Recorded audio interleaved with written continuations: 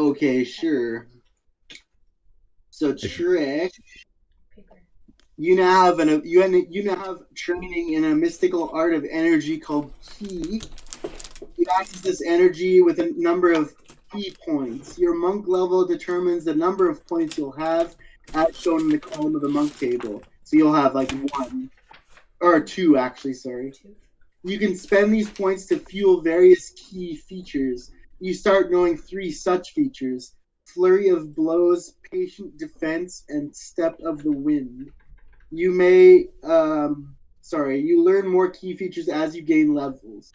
When you spend a key point, it is unavailable until you rest, at the end of which you draw all your expended ki into yourself. You must spend at least 30 minutes of rest meditating in order to get these points back.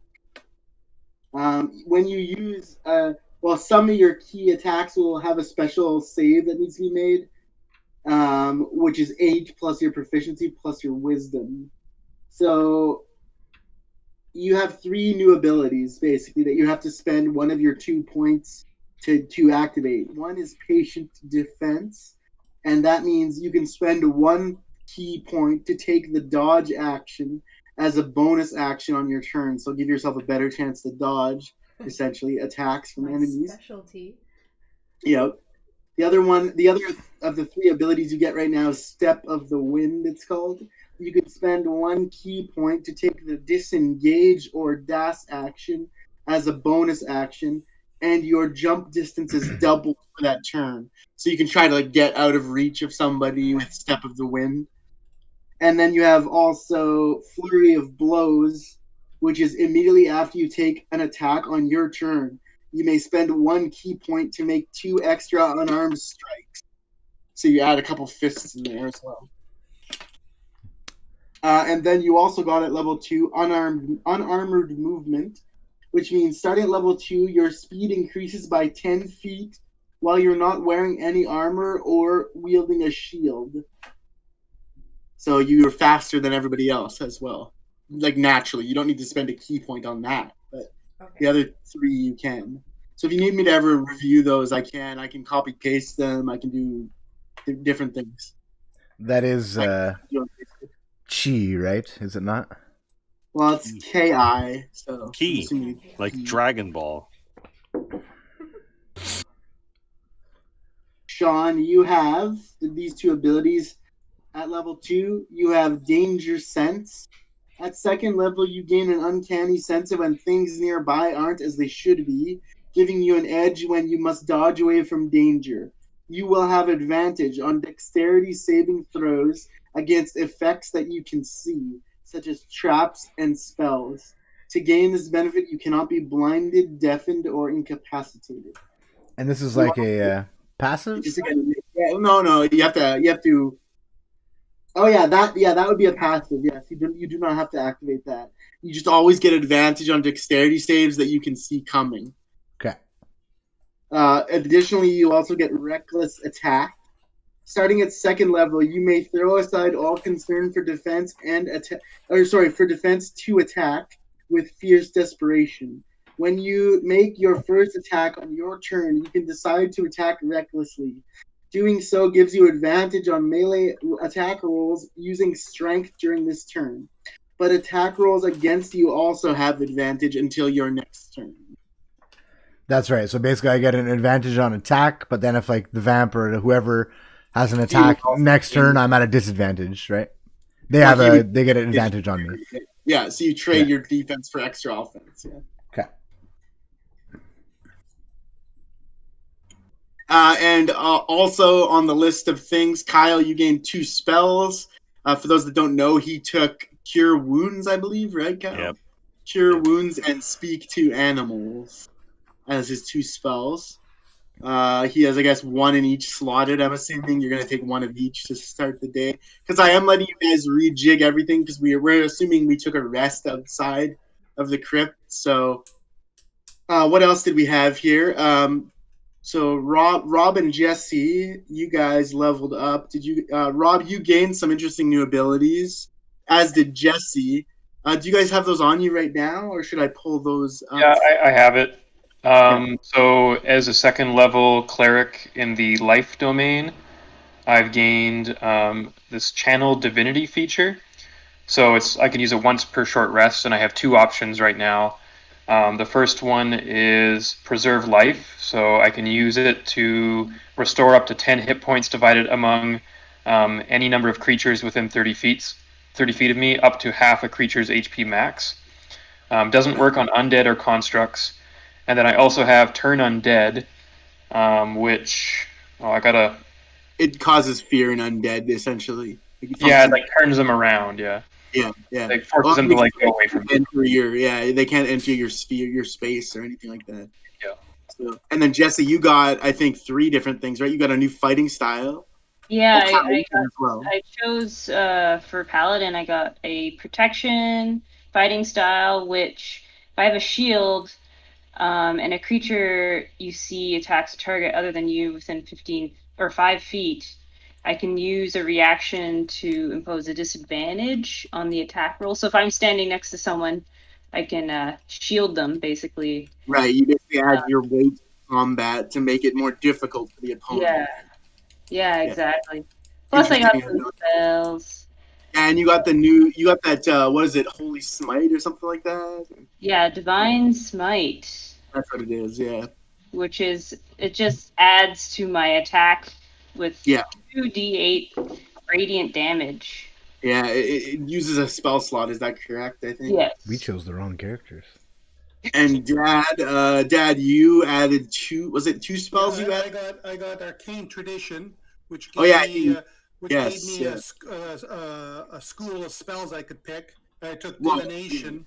Yeah, he took Divination. Which gives me 2d20 dice I can roll and record, which I already have, and I can use for anybody's attack roll or saving throw, either for us or against for creatures. Enemies. Yeah, so basically you can tell the future and you can apply those 2 rolls every rest specifically as you assume it's coming. And I learned 2 more spells, and I took Magic Armor and Witch Bolt. Right, which is like a Palpatine lightning. I wrote down just a page number for you to record. Yeah, I'll pull it up. The Magic Armor is for me. It gives me 14 defense. I think much better AC. Yeah. Kyle, you also added archery fighting style, so he gets a +2 to hit, I believe, with archery rolls. Yes. With range attacks. Yeah. And I think that's it because Derek, you already leveled up. I think that's all. All right, we ready to go? So, Dad, I think you have to disclose your 2 dice numbers to me. So, what are the 2 dice you rolled? Because you can't, otherwise you'd be able to cheat. Okay, my 2 is 16 and 3. Okay. So you can apply those to any save, any check, anything. Yeah, for anybody. Yeah. And once you use nil, I rest again and I re-roll. Yeah. So essentially, you know the future. You just don't know exactly when it's coming. So if one of our party member needs a good roll, then I have it. And to stop a creature from getting a good roll. I really roll good. Okay, so that's been proven factually inaccurate, but I think we've all had terrible rolls for the record. Even I have as the GM. So. Okay, guys, so I've never rolled a 1 though. Maybe not. Rob's king of 1s when he's sick anyway. Fell down the stairs. Yeah, holy shit. It's funny, my dad was looking up spells and he's like, "Oh, Featherfall, that I'm like, that could have saved Rob's life." Or Rob's life. Yeah. One last thing before we start, I just wanted to mention really quickly, just for fun. So Baldur's Gate 3 is out. It's very much a D&D video game. And just really quickly, I already told my dad this, but they did a breakdown of they ran an algorithm to find the most popular character made in Baldur's Gate 3, and they chastised everybody for being boring as hell because they made a human cleric of the life domain under the goddess Saloon, which is like essentially 85% what Rob is, except Rob's not human. So congrats, Rob, being boring. Yeah, well, the SMR throws the wrench in, but anyway, that's a little shade from Larian Studios. So anyway, last time we were here, we sent Kyle, I believe, and was it Jesse also into the crypt, and then we backed out to take a rest, which we've now done. So we know that there are three things there are two pathways. There's a fork to the left, which Kyle took in consuming that invisibility oil. And then there's a path forward, which was not taken.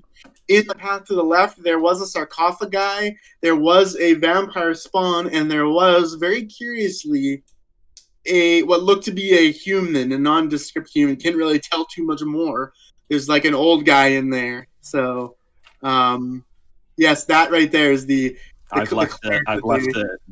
this is the most boring character. The most boring character in the history of characters.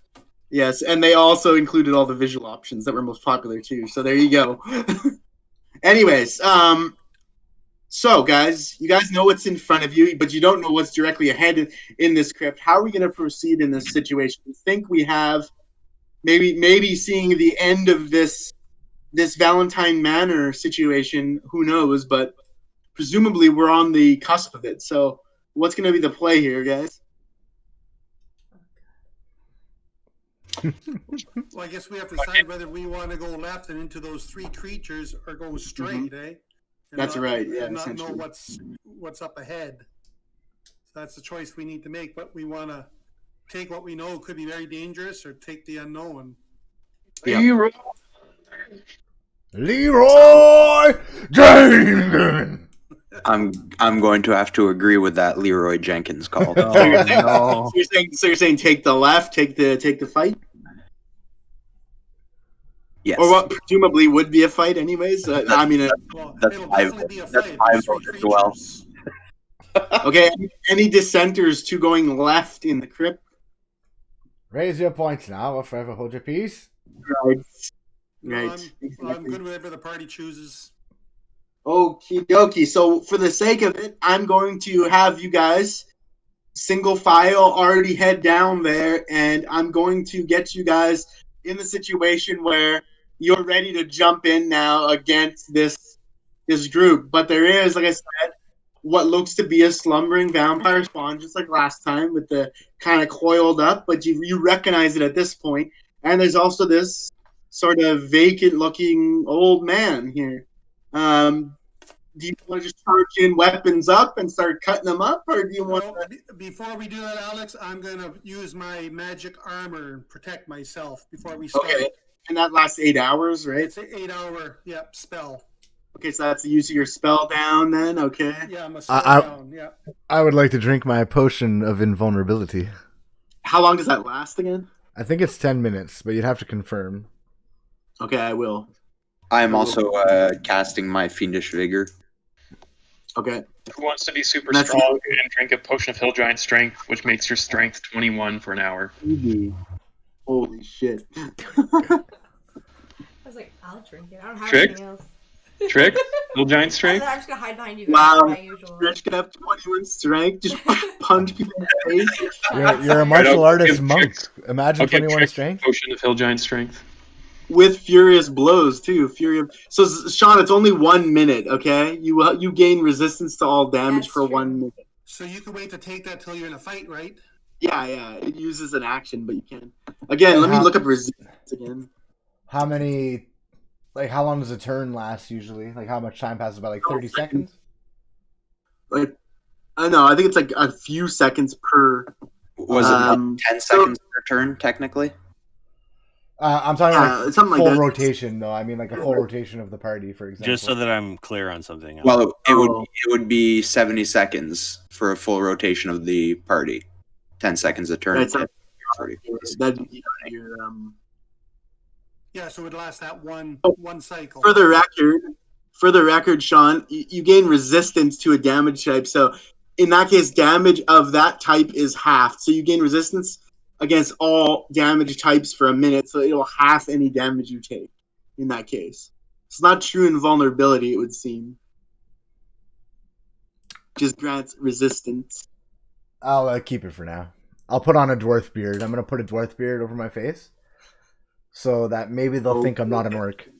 So just to clarify everybody for the timing, unless you want something different, Alex, a round itself is 6 seconds. Is what? Yeah, so like 10 rounds of combat is like a minute. Because the idea is like the rounds are kind of happening like nearly simultaneous. Like each person's Right, yeah. turn in the round is like almost simultaneous. It's like a slightly off. Right.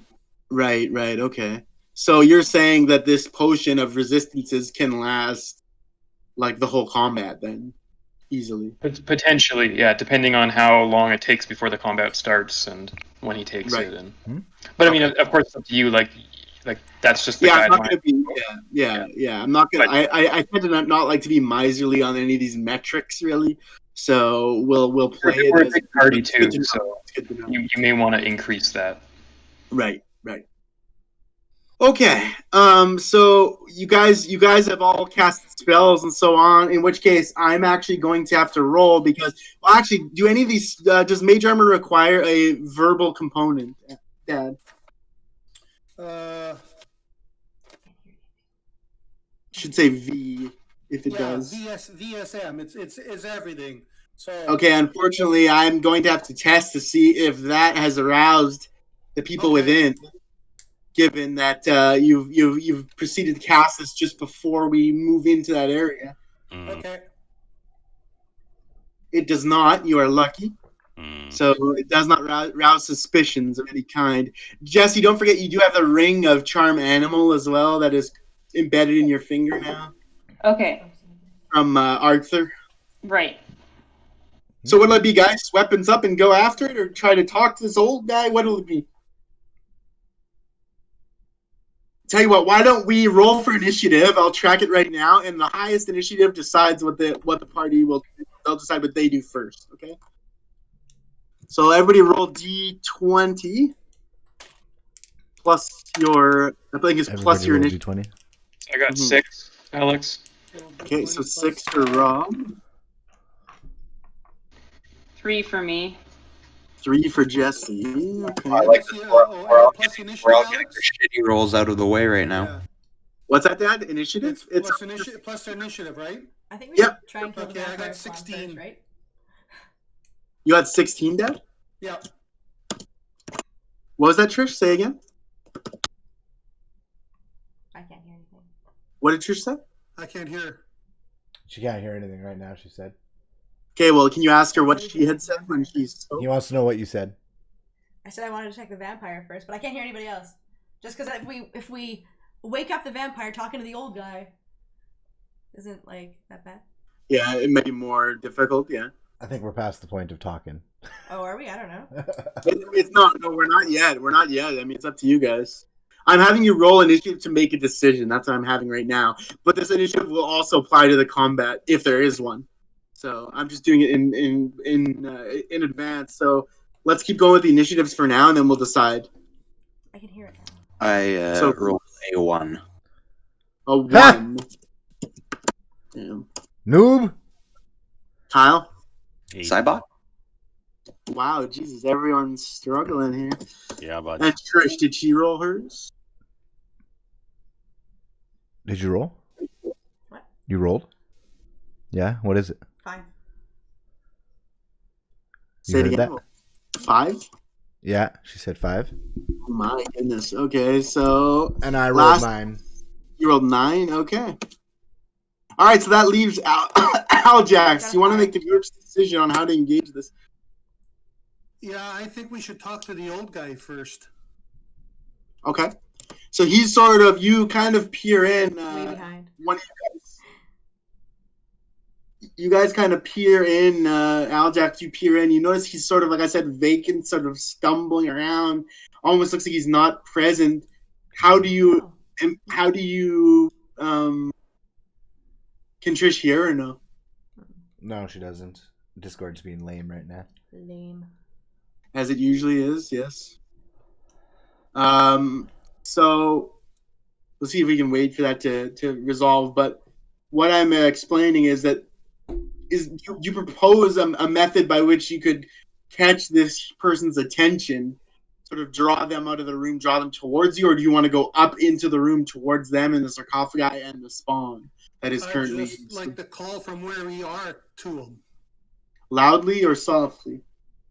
well, soft enough that I can walk up and talk to him without shouting. I still can't hear. So within, I guess, 5 feet. Okay. Okay, so you're about in, let's say, 9 feet away right now. Right. 8, 9 feet away. So I mean, you can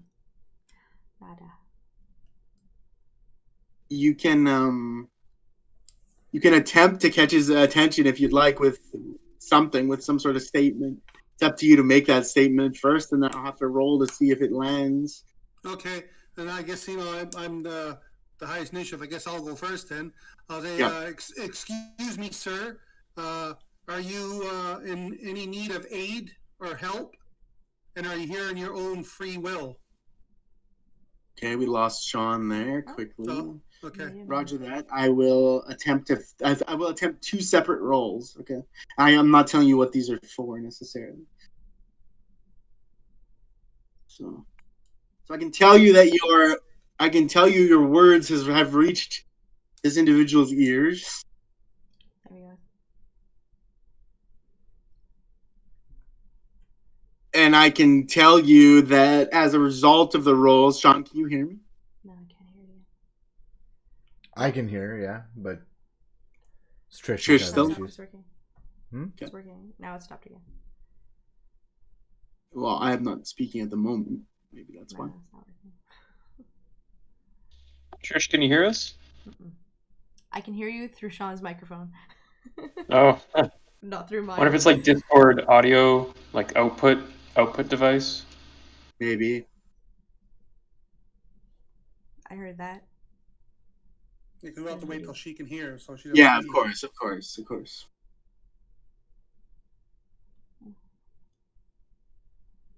Can you just take your microphone out and we can listen through the TV? No, they'll hear through this. What? They'll hear through this, probably. They'll probably hear themselves on the mic. We might not. Can try. Testing. John, did you try restarting the app completely? Try turning it on and off, sir. Did you hear that ding? That ding I heard, but it's barely it was not interruptive really. Testing. I did try closing it, yeah. I've already done that. You exited off the tray and everything too? Yeah, I closed everything in her thing. Okay. But I'm gonna try D&D call failed, blah blah blah. Sorry about this, people. No worries. Disconnect from the internet. Turn off the Bluetooth. Who needs Bluetooth on right now? I wonder if it's like an output device thing. Could be. How so? What do you mean? Like in the settings of Discord, if you go to the gear settings and go to audio output device. I don't think so, because she was hearing you fine on her iPad.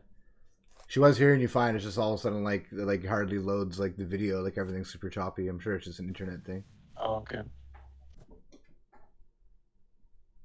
Can you hear them? Someone's. Yeah, I think I can hear you, but it's just because you're here. Test. Yeah, I heard that. Okay. Test. Yeah. Check 1 2. Check 1. Check. 1. Bravo 6. Check. Okay, you can hear. Okay. You can go. Alrighty. So, in case, just to catch Trish up, so Trish, I had everybody roll initiative so we can make a decision, but the initiative will also apply to combat as well. So you guys' numbers are pretty low if there is combat at all. So in light of this, Al Jax had the highest roll. He decided to vocally reach out to the old person that was in there and asked him, "Are you here of your own free will?" in a whisper. I then rolled 2 dice to see did he hear it, and another die, which I can't say what it is. The reality is he did hear the summons, and the second roll leads to the following. Okay, so if you guys are with me, we can go forward. Okay. Yep. Okay. So he takes, and this old man sort of seems to snap out of whatever fumbling, aimless, empty brain trance he's sort of stumbling around in, and sort of cast his gaze out to your guys' direction. You guys are shaded in shadow as you come through the tunnel to the left, so he can only make out just vague shapes, kind of where the voice of Aljax Dragonlord comes from, and he reaches his belt and pulls a short dagger, his hands quivering as he holds on the bottom of the hilt, and he walks 3 steps forward. He's like, who's that? Who's that? And he's walking. He appears to almost be blind, you'd think, just because he's reaching out with a hand, his dagger in the left hand, his other hand palsy shaking and reaching towards you guys. What do you guys do? Aljax, I'll give you first reaction, but your initiative's far beyond anybody else's, so I'll let you. You're in the front of the group right now, given their initiative rolls, so you can choose what you want to do. You have everything in the book you might think of. You want to try to grab him, pull him towards you guys. Do you want to blast him down? Do you want to tell him to shut the fuck up and get over here?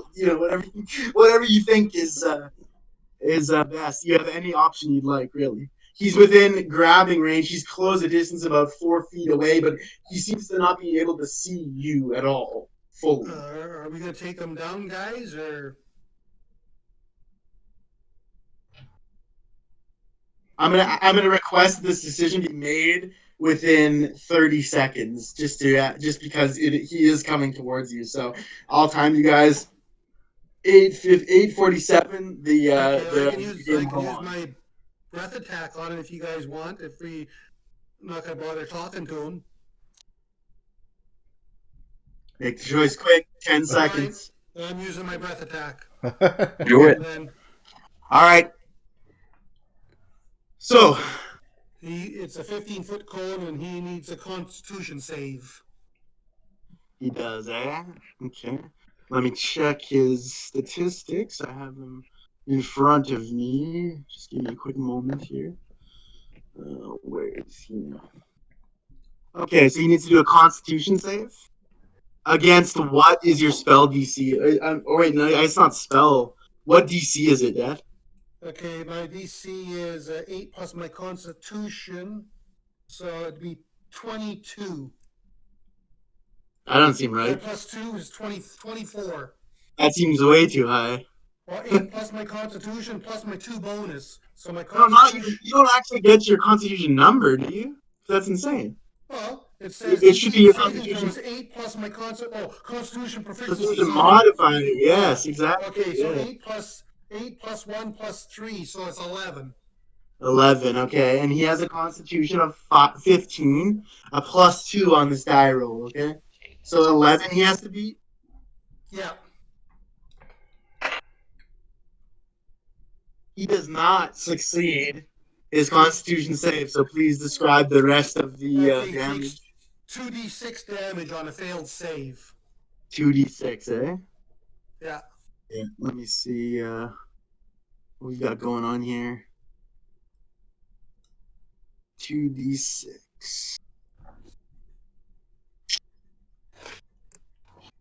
Okay, great, awesome. Oh yeah, there we go. Okay, 2d6 you said? Sorry. Alright, let's roll here. So that's 7. He's taken 7 damage. Do you roll the damage or do I? Oh, I guess you could have, yeah. I rolled 7 as well. Really? Yeah, okay. 6 and 1. Okay. So that's fate decides it was 7 damage. And I can tell you that he steps back, clouded by this poison, and falls onto his ass in front of you guys. He's not dead, but he certainly was taken aback by surprise by that. And I will now then roll, since you enter combat, I will roll his initiative now with a -5 modifier because he's on his ass. So his initiative rolled a 9, so it's going to be 4, okay? It's going to be 4 for the old man. And combat is now joined with only him as the occupant of it. But there is the slumbering spawn in the same room. Who's still slumbering, yes? At the moment, yes. At the moment, no change. Okay. So, Aljax, your turn is over. Right. Next up, based on my numbers, is Sean with initiative 9. Let's do. Alrighty. So what'll it be, Sean? The necromancer's fallen over. He's covered in acidic or poisonous gas, but it's faded now as the round goes through. What's your move, Sean? I'm gonna pull out my great sword, baby. Okay. I always forget this aspect. If I enter rage, does it count as an action point? No, eh? No, it's like a free action. Yeah, so I'm gonna enter a rage. Okay. I'm going to enter a rage, and I would like to use reckless attack. Prone old man. You're gonna go all out on him. Or on the slumbering creature. Slumbering creature just needs a stake to the heart. As long as he stays slumbering. If I get rid of this old guy and he doesn't make it past this turn, he's not going to make no noise, right? Okay. You might make enough noise to wake it up, though. And then we're in... Like, I didn't fucking think of that. I will have to test for the audibility of whatever occurs after it occurs. So, if you wish to proceed, you may. As of right now, I assume that the poison breath wasn't particularly loud. Maybe his old screech was and falling on the ground, but these vampires, you never know. Maybe it's in like metamorphosis slumber. Who knows? But I mean, a great sword to the throat. Just rage. He can't make noise if he doesn't have a mouth, bro. Yes, but great sword against crypt stone flooring may make a noise. Oh, I'm an honorable warrior. Do you really think I'm going to hit the floor? Come on now. Bro, you bit a bird's head off. Yeah, you might cut right through this guy. That's the idea, is it not? Well, it cut right through him and go right to the stone below. I'm just saying, you're gonna have to roll to find that out. So if you wish to proceed with such an attack, you may do so. Why's everyone looking at me like that? We're looking at you to say yes. Let's do it. I will go into berserk mode. I will not reckless attack. Okay. But I will attack. Okay. So, and I believe berserk gives me, if I gotta confirm this, I think I get advantage. Yeah. You got damage too if needed, I think. But first you have to hit, but it's not going to be hard. He's on the ground, so. Yeah, I gotta roll a strength, I believe. Strength, right? Yeah. D20 strength. I get +4. I'm rolling it now. AC's 15. I got 8. Ouch! 8 + 4, 8 total.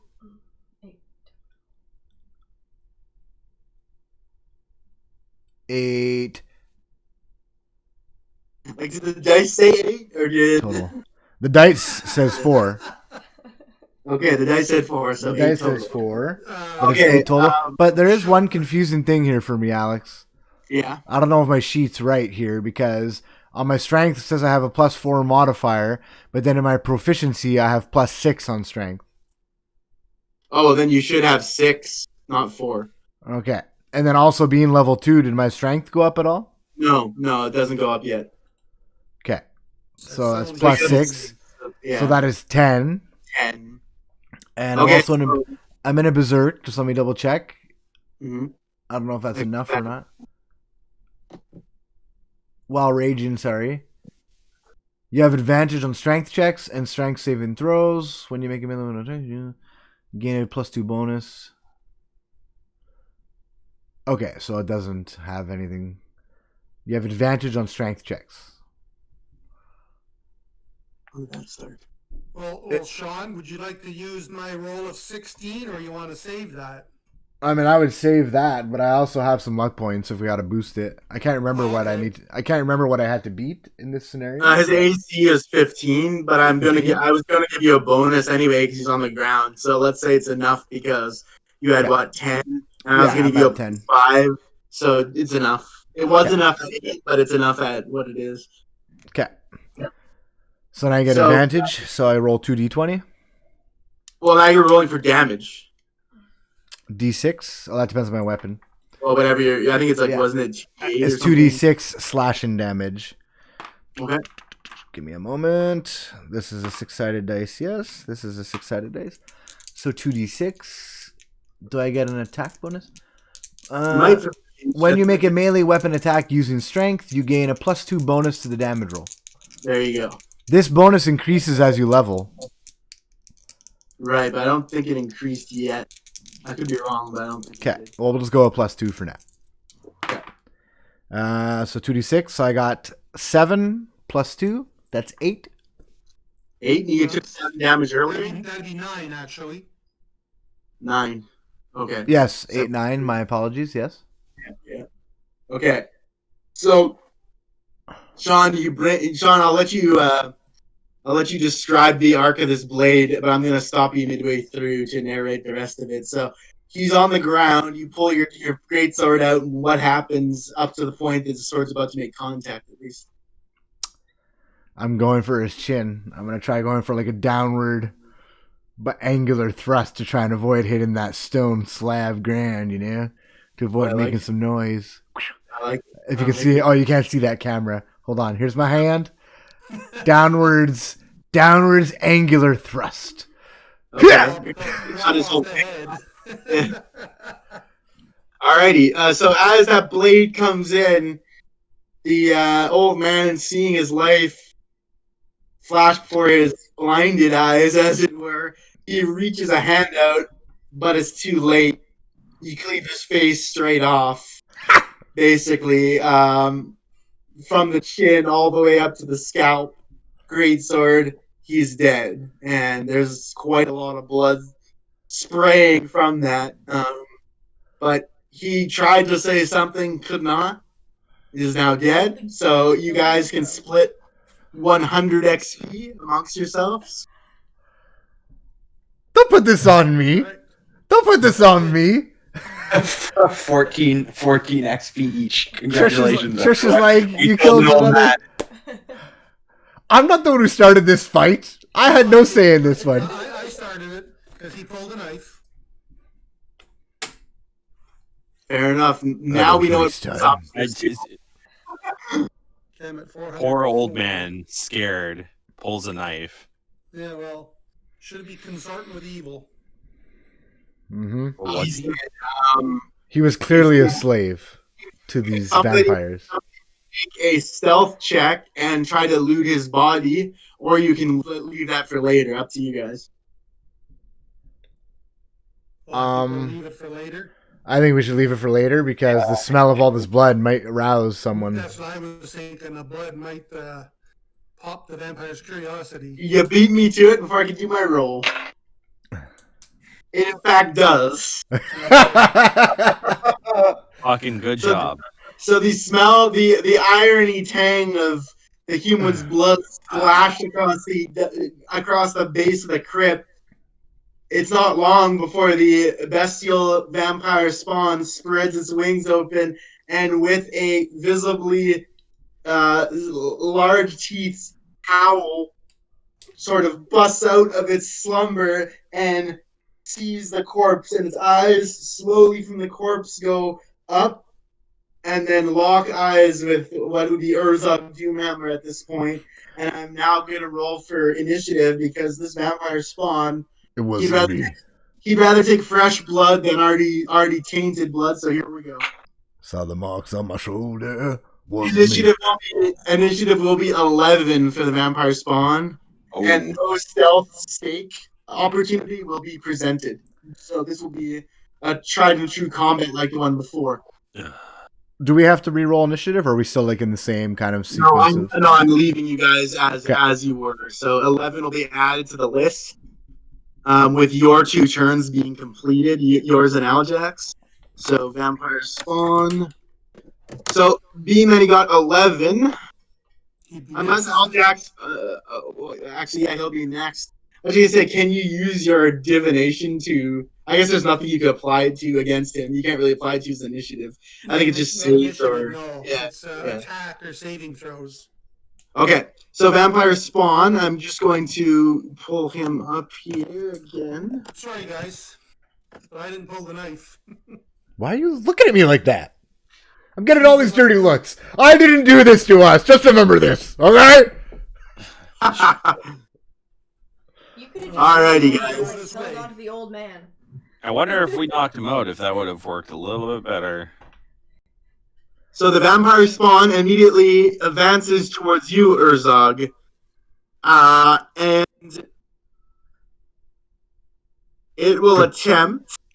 Good thing I didn't do reckless attack. I'd be at disadvantage right now. Yeah, you would. It will attempt a claw attack as it rears back its wrist, its wing off the forearm and slashes towards you.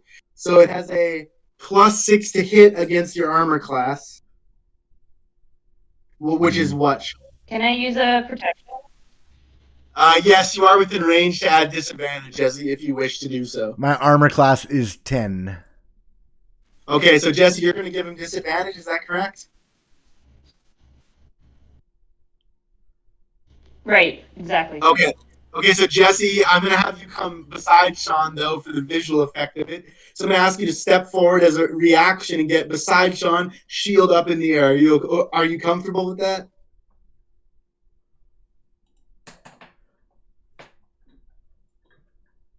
Yes, I'm gonna step forward and try to protect.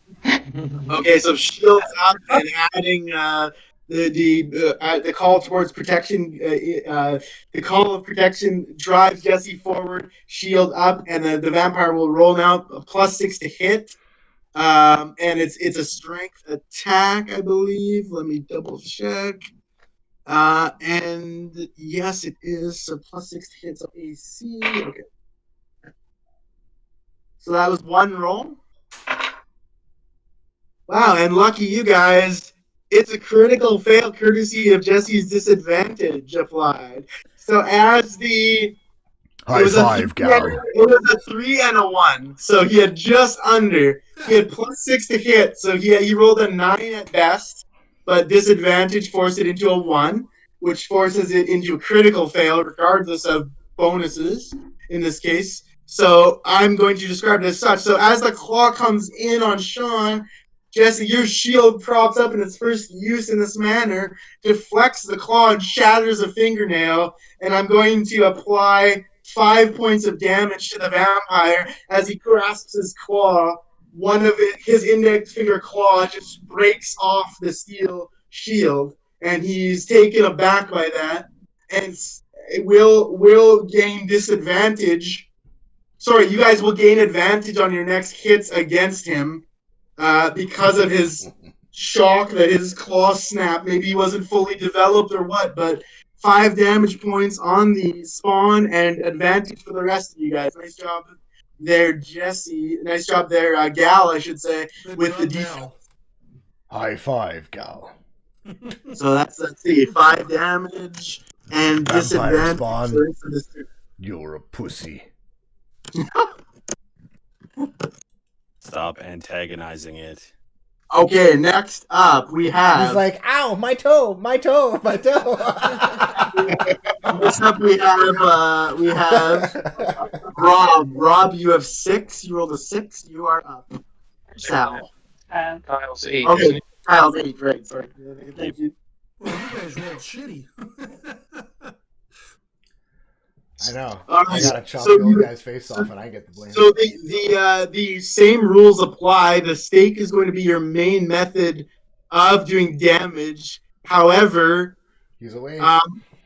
However, the vampire spawn, I should be corrected, he does not have pure invulnerability as a regular vampire would. So you guys had a harder time of it last time. He has resistance, so he'll take half damage against other attacks, not full immunity. So you guys. Oh, so we could have killed him easier last time. So we fought like a vampire battle last time. Basically, yeah. And you succeeded at that. I will allow half damage with any simple weapon, full damage, or much more than that with the stake. As I was rolling, I think it was 3d10 with stake. So it's up to you. Half damage, simple weapons, regular damage, magic, and I mean you can reach where you need to be. And regular damage spells, of course. Of course, yeah. Regular damage magic. Stake still does more, but will require the double roll of dexterity and strength to stake the heart. The rest of your attacks go normal. You can get in there normally if you want to. Oh, bro. Put the stake inside your bow. Earlier. I considered that.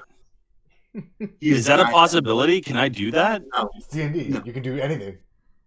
If the rolls will. I was thinking about that the whole time. I was going to ask Alex. I was like, can I just put the stake in the I bow? really don't think that you could notch this stake successfully in your bow and fire it. I mean, an arrow works a certain way for a reason. The stake's not really geared. Not True. only that, doesn't it's have- makeshift stake. It's not really like. Yeah. Are you questioning my engineering? I'm gonna go with no. I'm gonna go with no on that one. Are you questioning my engineering? I'm not even here. So For now, I'm gonna take the one like a shot with my bow. Okay. So you roll Stay at range for now. and I believe you get a +2 to this because you took the archery ability, right? Yeah. I'm just Okay, rolling regular so D20, right? You're rolling D20 on dexterity check. Yeah, +2. Like whatever your dex is. And what's my dex thing again? 3 or 2? It's 3. Okay, so that would be So you have a 5 added to this. a 5 added to this. 16. I believe so. Yeah. Yeah. 16. So that's just one above the vampire spawn's defenses. So you've successfully hit. Now, what sort of damage output does your your bow have, right? Yeah. What am I using again for that? Hold on, that's what I'm gonna go find out. Is it a D? You don't have that? Oh yeah, no, sorry, I do have that. Do you? D10 for hit dice. No, not hit dice. No. What am I looking for? You're looking for the bow's damage. Hold on. Oh, I don't have that because remember my thing is very bare bones. We fucked up. Yeah, I don't know why in my. All right, hold on. Sorry, guys. You and I will have to fix that one day and find the full thing.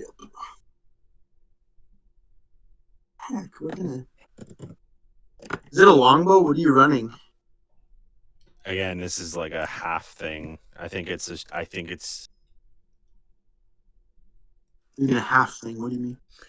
Well, wouldn't it Okay, say I have or you don't have it in your description what type of bow you have? No, in my things here, like the sheets, I only have maybe half of the information that Alex and I came up with because when I got the PDF back, it had almost nothing of what I. All right, I got it. Yeah, 1d8 is correct. 1d8. Oh, 1d8. Okay.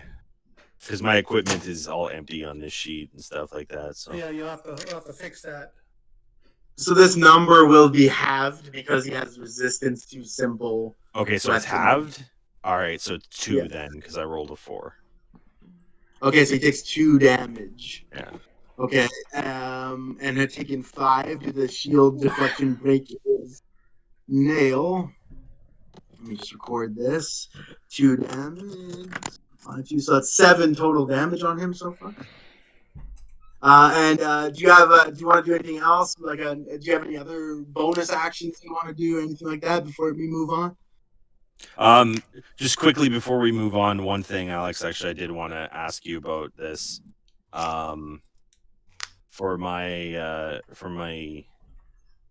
For the combat that we're doing right now, cure wounds. I wanted to know how that works exactly. All right. Because it says. Well, you won't need it yet.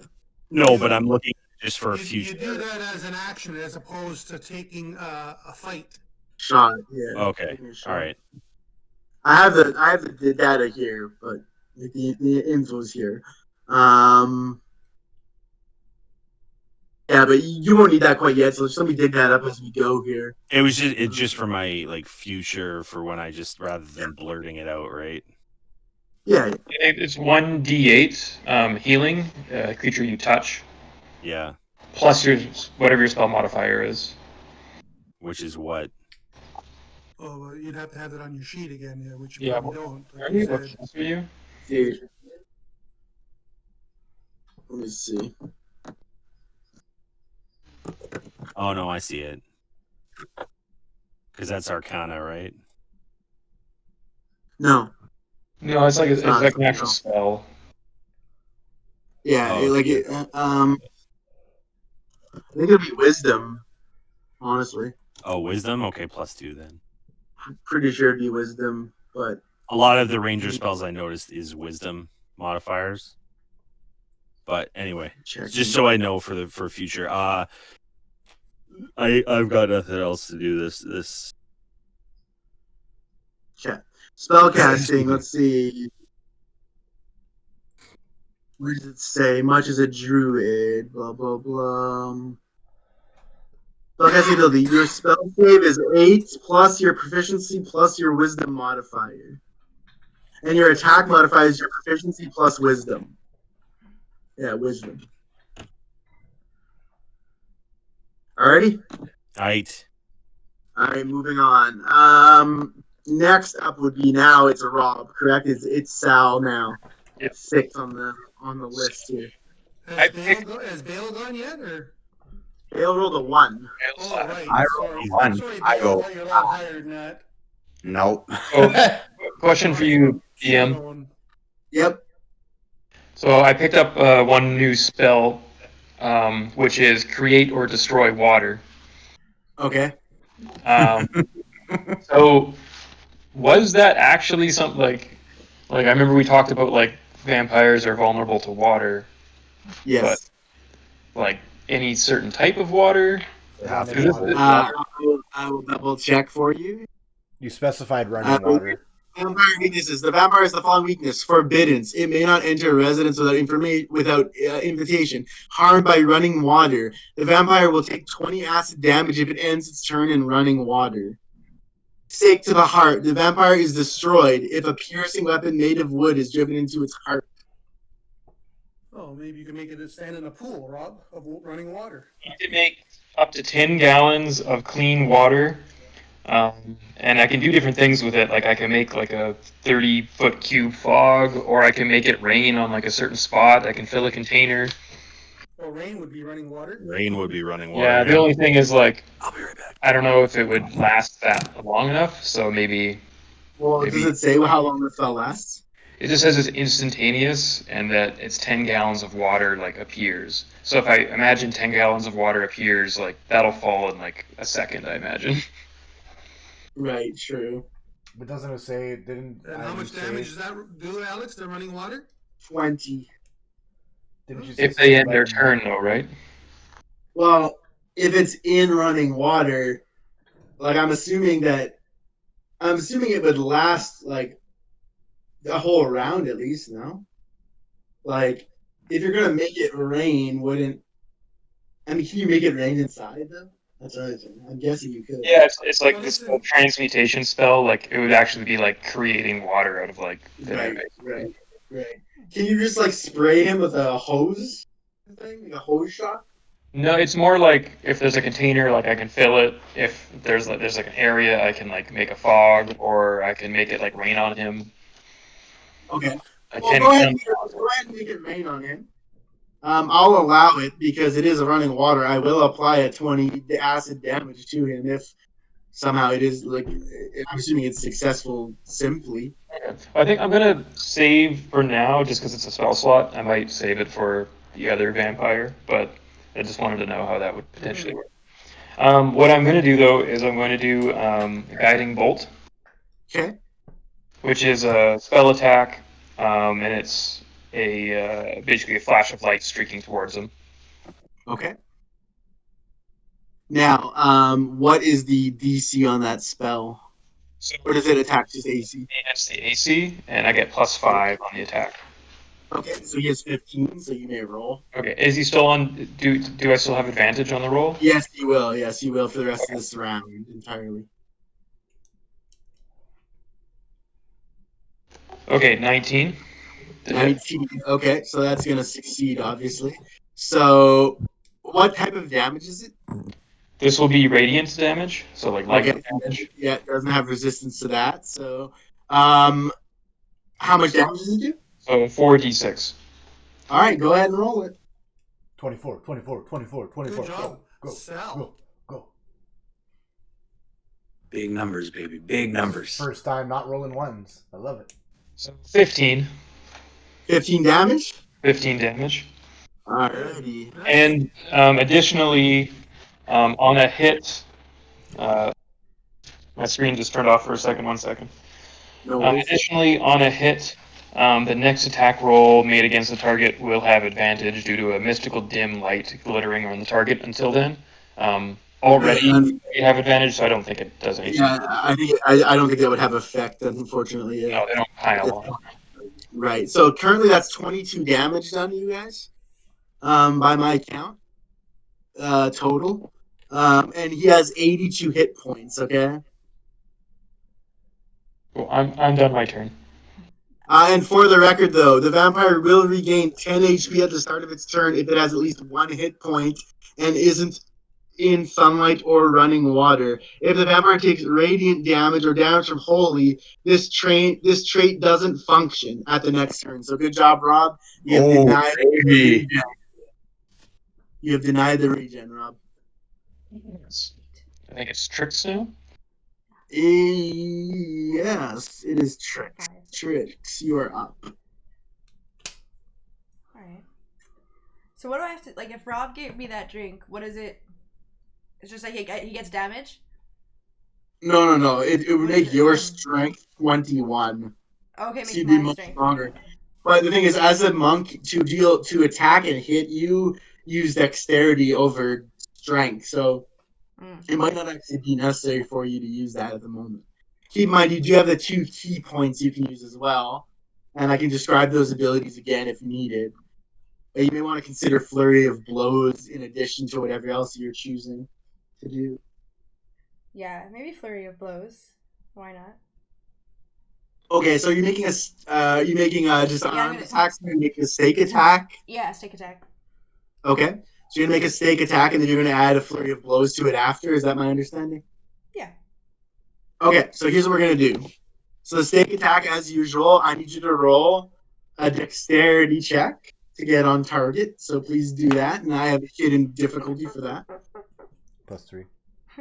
4. I rolled a 1.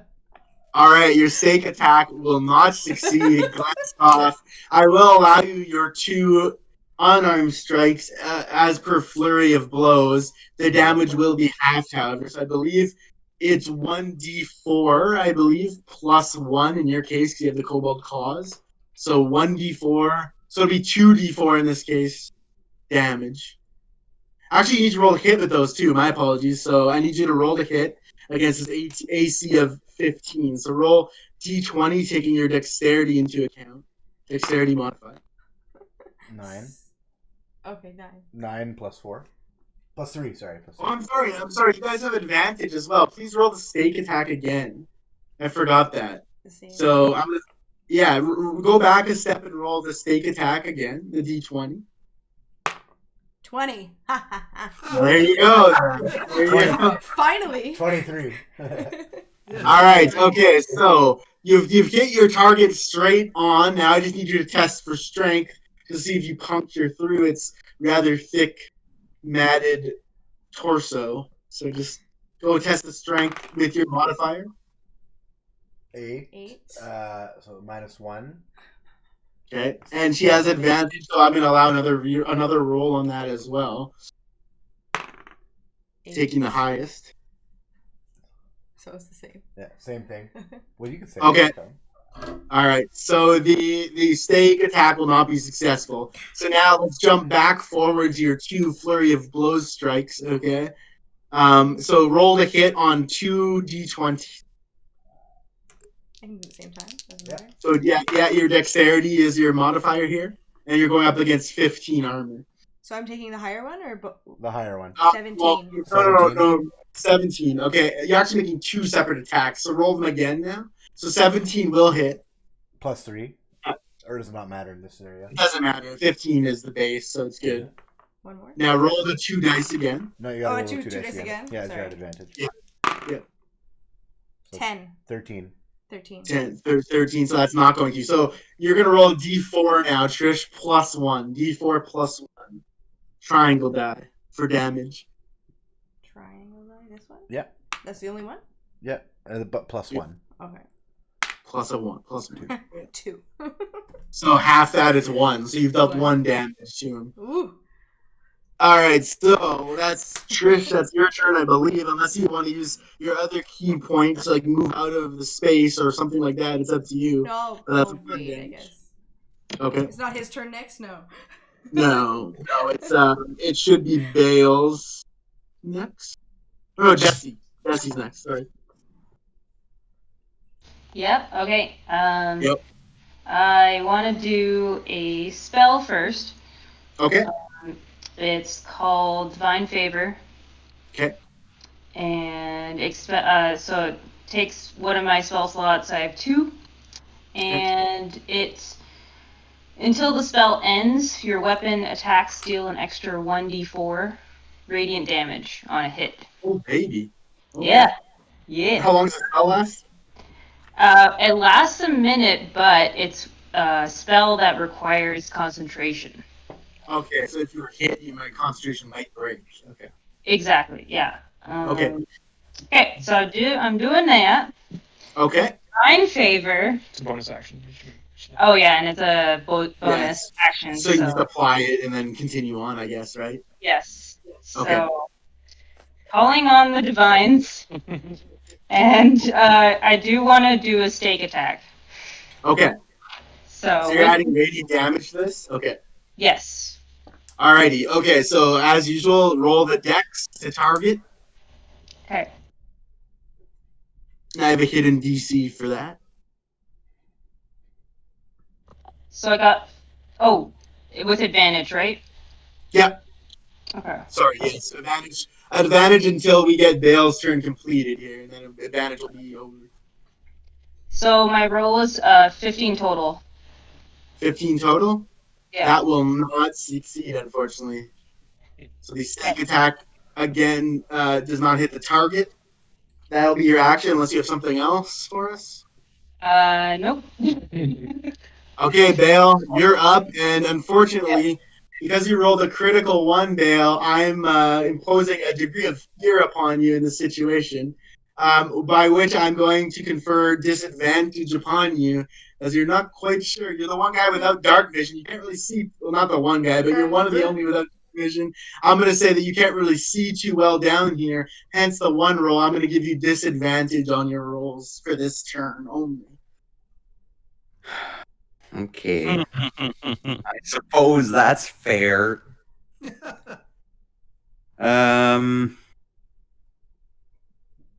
What a girl. Roughly how far away am I from this thing? You're about 8 feet. Oh, okay, that's good. Yeah, he's in the center of the room. You're still around in the hallway to the sort of arch doorway that some of your compatriots have already pursued him through, and they're standing and fighting in the middle of this stone crypt, and you're still. Works for me. All right, so I'm going to cast Eldritch Blast. Okay. So that you need to hit against his armor, I'm assuming, right? Based on your spell difficulty.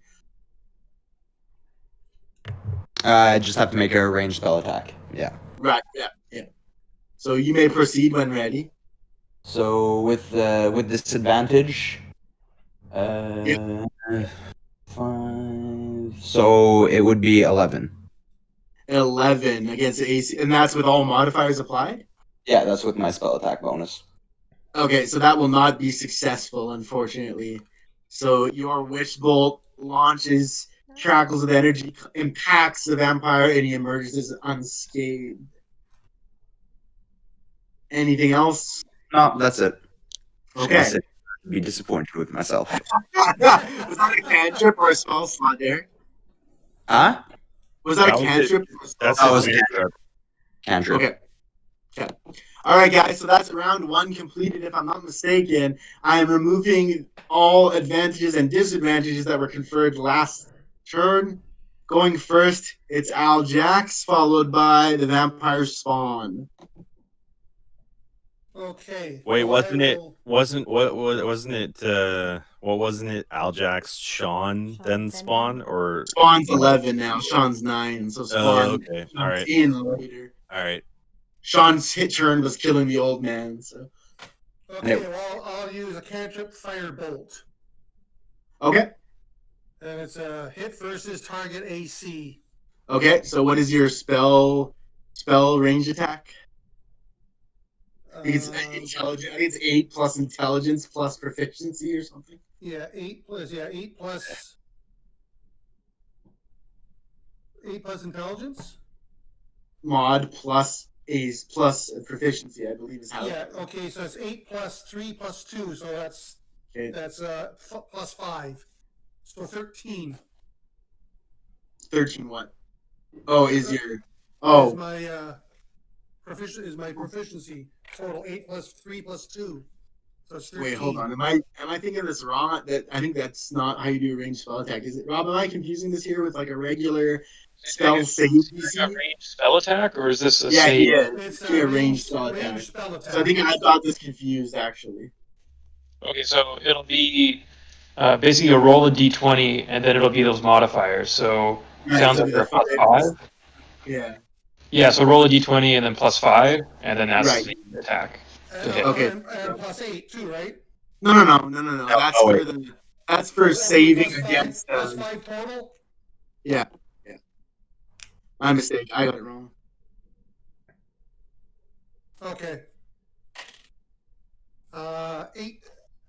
13. 13. Unfortunately, that will not be successful. Much like the witch bolt, you have a 15 AC to beat. Did not beat it. Okay. And just so you know, the divination rolls must be applied before you roll. I believe is how that works, right? Your 2 dice that you have. Instead of rolling, I use my. You slot. have to use it before that. Yeah. Okay. All right. So Aljax, any other movements? No, I think that's it for everything I can do. All right. Okay. Next up is the vampire spawn. Bring it, baby. Oh, there goes Alex. Oh, guess vampire's dead. We won, guys. Yeah! A million XP for Let's everyone! spread the XP. Let's go get our money. Guys, before he rolls, you want me to use my 3 on him? So whenever he rolls, he only gets 3? Hold on a second. I just came back. I got dropped there. Yeah, we decided that because you dropped, the vampire also dropped dead, and you got to now deviate the XP between us. Let's go. No. Suddenly hit in your face, and you just withered to nothing.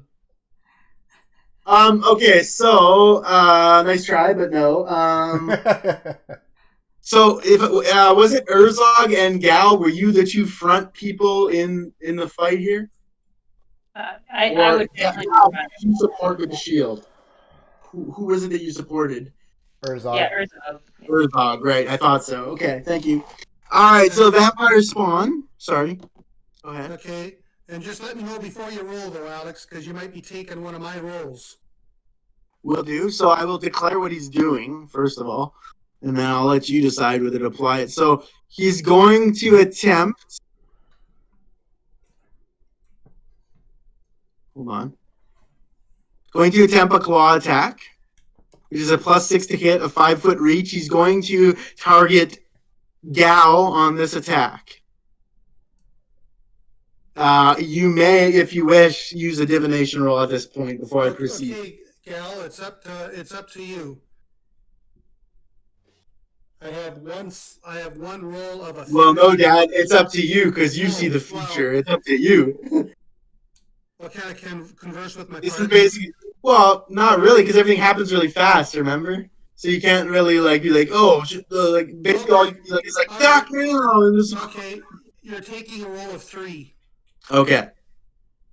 So the claw attack will not hit. We'll go by the wayside. 3's off the board. The vampire, however, does make 2 attacks. Multi-attack, the vampire makes 2 attacks per turn. I only did the 1 the first turn, but now I'm using the full weight of his ability. So another strike coming in at Jesse's same amount. So the 3 forced it to go wide, but he's following up with a second attack. Al Jackson's vision of the future protects gal from one swipe, but will it? It can't protect the second, so will your armor do it instead, Jesse? That's the question. Okay. So your AC is 18. 18. Ooh, hefty. So he has a +6 to his attack roll. And rolls a 19. So naturally punctures armor without even the plus. So harsh 19 on the board here.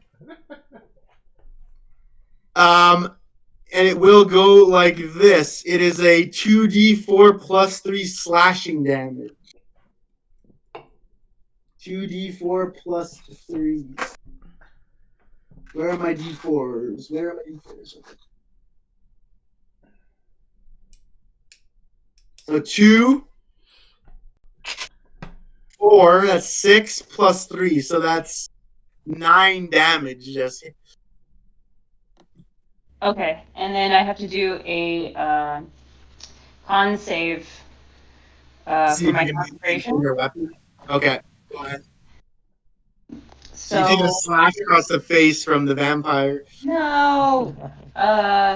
So the DC equals 10 for half the damage I take. It'll be here. So 10 or half the damage. So half the damage would be better. So you may as well take that route, assuming you get to choose, right? Because half of 9, you round down, would be 4. So DC would be 4 to keep your concentration, right? Oh yeah, just say whichever's higher. So yeah, whichever's higher. Okay. So she has to take. She has to make the DC 10. Right. Okay. And I did not. You did not save. Save modifier.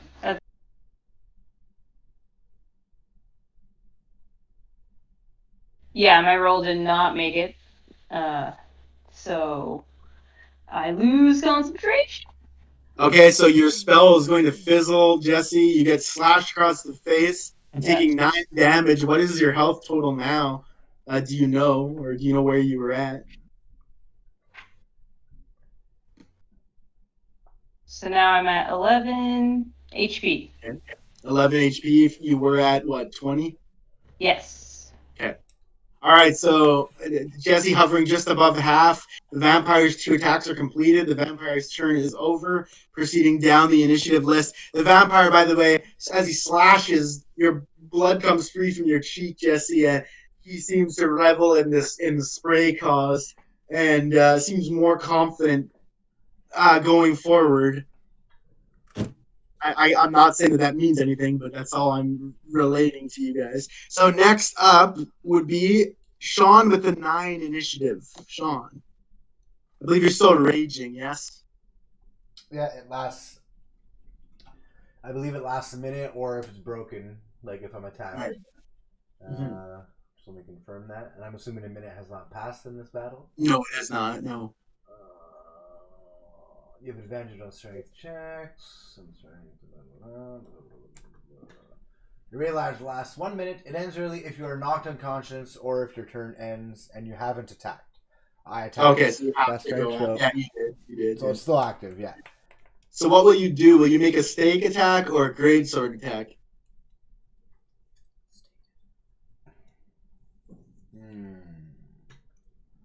Let's go for a stake, baby. Okay. So let's roll the DC, and just for the record, guys, I'll reveal there's the DC on the dexterity. Keep in mind, this is a dexterity attack, Sean, which is not your forte. Dexterity followed by strength, right? Just keep in mind the DC I've set is 16 on the dex attack.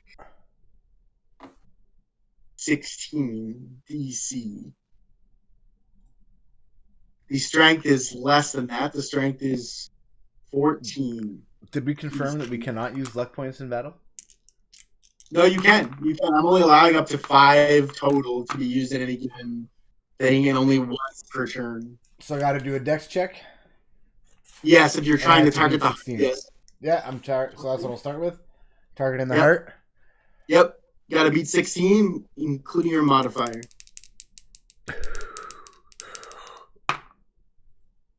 Tie or beat 16. Yeah, that's just failed. Let's not even talk about it. What level of failure? An unnatural 1. An unnatural 1. Unnatural 1. Okay, so your stake attack is going to go wide then, Sean. Any other move you want to make? You want to get out of there? Do you want to stand your ground? I think I get 2 attacks when I'm in my primal rage. Oh, do you? Do you? Okay.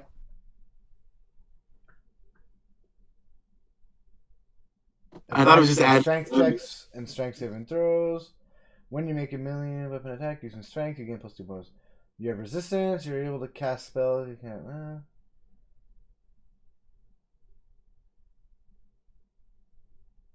Okay, no, it's not 2 attacks. Okay. My apologies.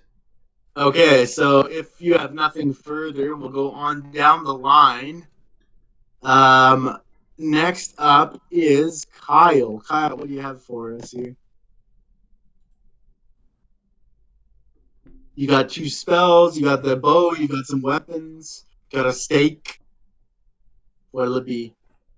You can talk to animals and not ever use it. There are no animals here right now. There are no animals. I mean, presumably. That smell says otherwise. That's the Oh, wait, that's just my britches. No, I got a shower for Richard! That was like 2 days ago now. Yeah, I think I'll go in for a stake attack as well. Okay, so go ahead and roll on Dex, please. 16 to beat.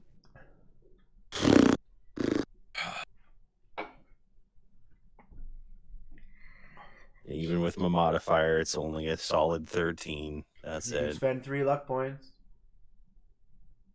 Oh, Sean, you're right. Will you? Bear in mind, you must make a strength check following this check. Yeah, no, I'll do it. I'll do it. Okay. It'll bring me down to 3 points left, but I mean that's better than nothing. So you're going to use your 3 luck points here to fade in your favor. I will have 3 left then, and then I'm doing a strength check right after that.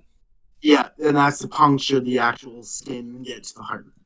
All right. See, this is my nice purple D20, guys.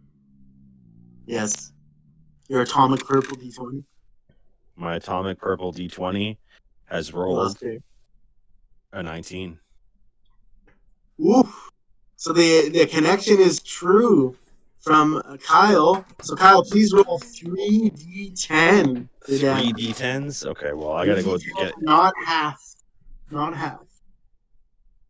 Look at my bag of shitty dice here, and it's trying to find one in here. Is it? How does one keep dice in a bag when you're playing D&D? No, Rob and Jesse remember what these were like. They saw me pull out this shitty bag when we played Magic all the time.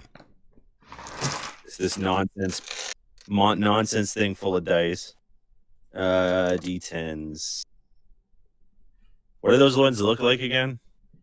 I believe they're the. They got 5 on each side, 5 on each half. Oh, found it. No, that's a D12. It's the one that has the 0, which counts as a 10, if I'm not mistaken. Yeah, that's right. That's right. Yeah, the shapes are pentagons. Yeah, I found it. Welcome back, Derek. So, Kyle, Derek, when you were away, Kyle struck with a stake attack, made his dex roll, and made his strength roll. It is now rolling 3d10 for 3d10, so I'm gonna have to roll it 3 times. Buddy! I'm gonna have to hit it. I had to use my luck points, and then I rolled a 19. Elia's still sus, though. Yeah. Still sus. Totally sus, yeah. Totally sus. I'm gonna vent. As soon as I do this, I'm gonna vent. Oh, you said sus, not sus. My bad. S-U-S. Okay, so I'm gonna have to roll. I only have one D10, so I'm gonna have to roll it 3 times. That's fine. 2. That sucks. 5. That sucks. 10. You're the worst, Elia. Whoa! 2, 5, 10. Total. Yeah, 17 damage. That's the biggest hit so far. Congratulations. Nice. That's a good hit. Yay. So that's, let's see, what are my numbers here? Sorry, guys. Don't worry. Kyle died? That's just that's me dropping dice all over my floor. The elf got excited. Yeah. Alrighty, so 17 damage, so still not dead, obviously, but Good damage. By the way, it still has a chance to regen if does. radiant damage is not applied to it this turn. Keep that in mind. So next up is Rob. Sal, you're up. Radiant damage or water, I believe you said, also prevents Running Correct. water was I the other did- one. I Yeah. did say that. I did say that. Yeah. You want me to try the water? Pour a cup of water on his head. Well, it's not. I'm gonna cast create or destroy water. I'll create 10 gallons of clean water right over top of his head. Yeah. It'll just Okay. materialize. Okay, is there I'm reading the spell. is there a DC associated with that cast or? No, it's just I know how to do it. I just do it. Okay. Apparently, it takes a drop of water, so. You know what this is giving me vibes of right now, Alex? Just to Divinity. take us out of the game. Yeah, I was gonna say you were a Templar once, Jehan. Yeah, because we had a wizard divinity that would cast rainstorm always, and then we'd like freeze it into ice and stuff like that. Anyway, okay, so I guess like he doesn't get a dex save or anything. I guess it's an unconventional usage of it, but it happens in this instance. So yeah. So that's a spell slot used. Yep. So I got one left. Okay, so you dump water onto him. I assume that's running water. So 20 acid damage is done for free, as it were. Not for free; it's a spell slot, but without any One test moist required. vampire. 20 acid damage. Let's see if that denies his. Does that also deny his regen or I not? thought you said radiant or water did, but Water. Let me see. Yeah. Let's see. No. If the vampire takes radiant damage or holy water, it may not function. Or sorry, if at least one hit point and isn't in sunlight or in running water. Oh. So, I guess he's theoretically for this turn in running water. So he's more like covered in running water, but it's basically the So same. it stands to reason that any water I create is holy water. this is an argument that can be made. Yeah, but he did say clean. He did say clean. Just saying. Yeah, but he didn't sanctify it. He just created it out of nothing. We know it's holy water. It will deny, regardless, it's running water, so it will deny the regen. So Sweet. That vampire is now speaking moistly. Alex, Yes. I just want to make sure. In this case, does the damage get applied to the vamp immediately? yes. So I'm I'm not just sure. holding up some damage done here. Plus 17, plus 20.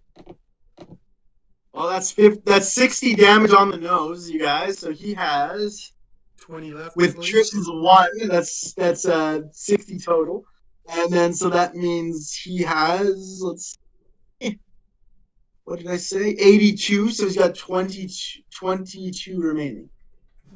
Okay. We've got him on the cusp, Yeah, he's on the back edge. and he's moist now. He is moist, My yes. mask on. So now it's Tricks, right? I think.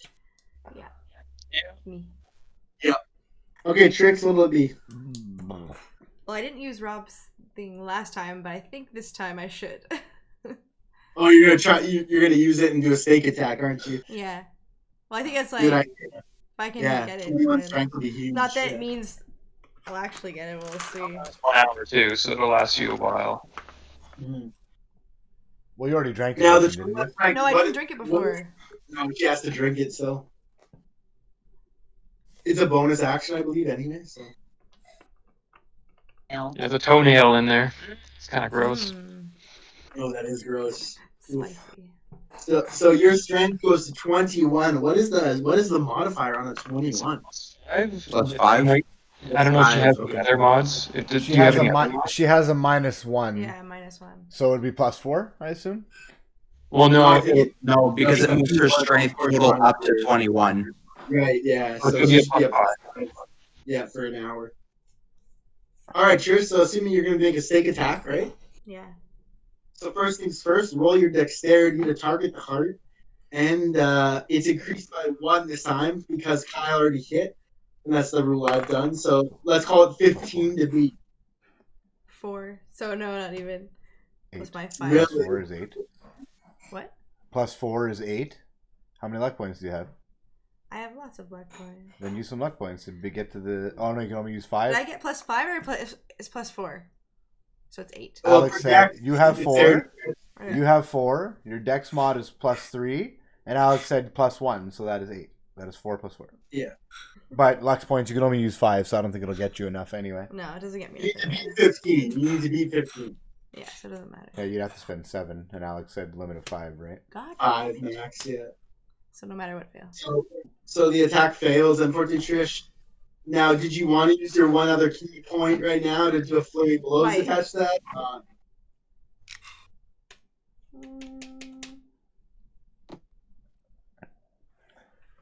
Because I can only use it one more time, right? Yeah, then you have to rest. You have only one more point of key remaining. Why not? So I have to roll twice? Or 2 No, times? yeah. In this case, you roll dex check on 2 dice, and that'll be both attacks at once. In this case. An 18 and a 2. Okay, so the 18 will hit. So the 18 will hit. So I need you to roll 1d4 for the unarmed damage. 1d4 plus 1 for the unarmed. 1d4. D4. What's this? 1d4 plus 1, you said? The triangle, you rolled a 4. Yeah. Oh. The Yeah, triangle, right? plus 1 is for kobold claws. So 4. 4. 4, so half it, so 2 damage. Okay. 2 damage. So you're now at key points. Sure. Kills Subaru just like she did. Up until that point, you should be safe to do so. Before I start this summary, though, let's talk about I can't hear you. It's not working. faces this ideological. Is Kyle watching videos? Or am I crazy? What's going on? I don't know. Kyle Seriously. was watching some videos. Regardless, okay, so Either way. 2 damage done by Trish, so it's down to a cool 20, guys. Even 20. As we proceed onwards to Jesse. Gal, you're up. So 3 turns before it has a regen, Alex? All right. What's that? 3 turns before it has a regen? Well, it won't regen next turn. It's only by a case-on-case basis, so it won't regen. Okay. Okay, so steak time. Okay. All right. Okay, So I dex check followed by strength. Yeah. Points. No luck points. So, so I got 13 total. Okay, the dex to beat is 15 at this point, so that will not work. Easy. Okay. Wow. Isn't that great?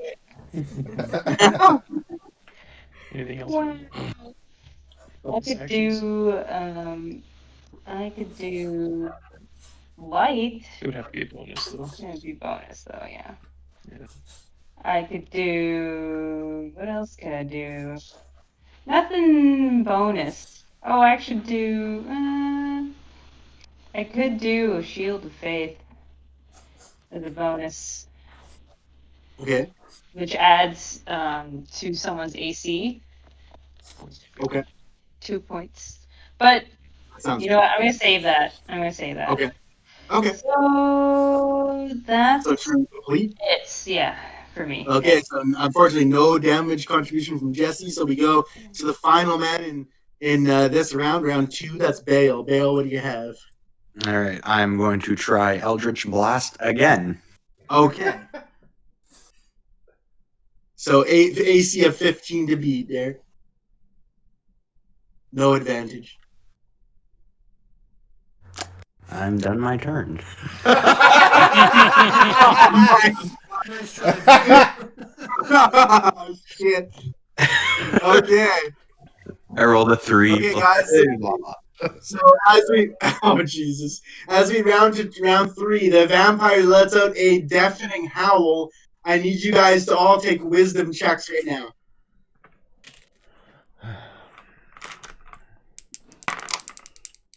You might have a bonus, hold on. The DC is also hidden in this. Oh. Okay. I got We roll the 17. same. I You got what? 17. I got 17. I also 15 got 17. I also got a 17. Wow. What? You actually, yeah, that's crazy. You actually have a +1 modifier, babe. So you got Okay, it's 18, 18. and So- I have just 17. Yeah. 14 plus 2, so 16. Okay. Okay. 16. I got 12. Okay. And Gal, what was your number? I'm sorry. 17. Nice. Wow. Okay, guys. So the DC on this stunning screech was only a 10. So you guys blew by that one. So congratulations. Why don't everybody have one luck point for the resolve required of heroes in moments like this? So congratulations. Thanks, buddy. Sometimes when everyone succeeds, everyone gets a bonus. Congrats. We all succeed. Oh, wow. Yeah. I thought you were gonna say when everyone succeeds, nobody succeeds. Okay, so first up, Aljax, you're facing a vampire Yes. with 20 HP remaining. And I am doing magic missile, which is an automatic hit. 3 darts, Okay. 1d4 plus 1. So 3d4 plus 3. Okay. Awesome. Go for it. I only got 2, so I have to roll 1 again. Okay. That uses a spell slot, right? Yeah, that's my spell slot. For a total So of one- 7 damage total. 7 total. Okay. So the missile impact, the vampire staggers backwards. He's down to 13 HP, you guys. 13 The HP. magic missile Draconis. Unfortunately, hits the vampire. He stumbles. Unfortunately, it's the vampire's turn now. Oh, Down to 13 HP. And of course, sensing the desperation of the form coming unraveled, the vampire will attempt for one of its 2 attacks. The vampire may make 2 attacks, one of which can be a bite. Okay? So it's going to attempt to grab Jesse. Smart choice, vampire. Jesse's reaching out towards you and he's going to try to grab you. So instead of if he hits successfully past your AC, instead of damaging you, he will grab you in order to make a bite attack. Okay, is that a strength then? So for now, this is a strength, but he gets just +6 to hit, just flat. So what's your AC? Was it 8? Was it Yeah, what did 18. you say? 18. Okay. So you roll 14 plus 6, that's 20. So successfully grapples you. Damn it. And as his second attack, so this will be all his turn. So his second attack will attempt the bite attack on Jesse.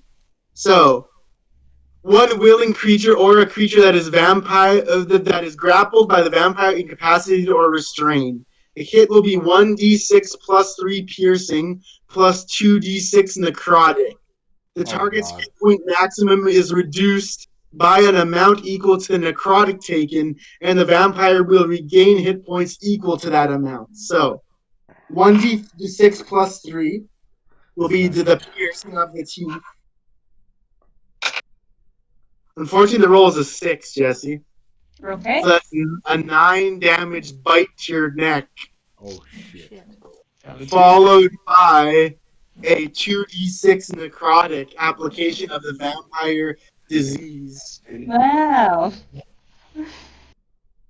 This could be serious here, guys. Yeah. Do we have to kill her? Somewhat lucky, he rolled 5 on 2d6.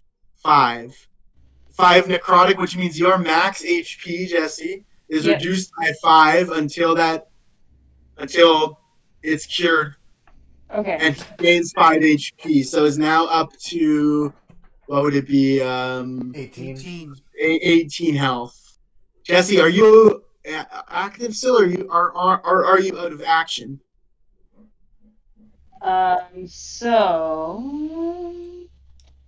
So what was the You're 0. basically with the new attack, with the necrotic attack, I was before that at 2. So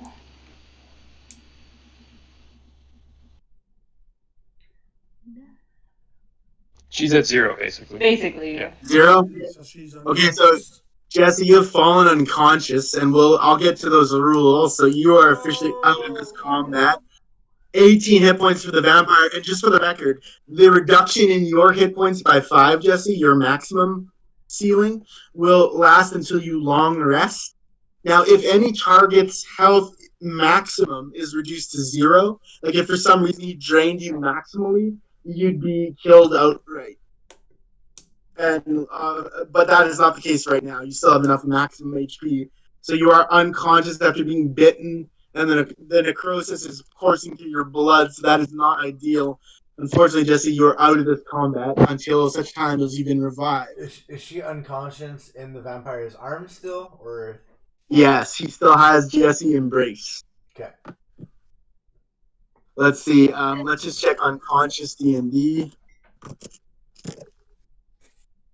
It's a sad day, boys and girls. Bird friends.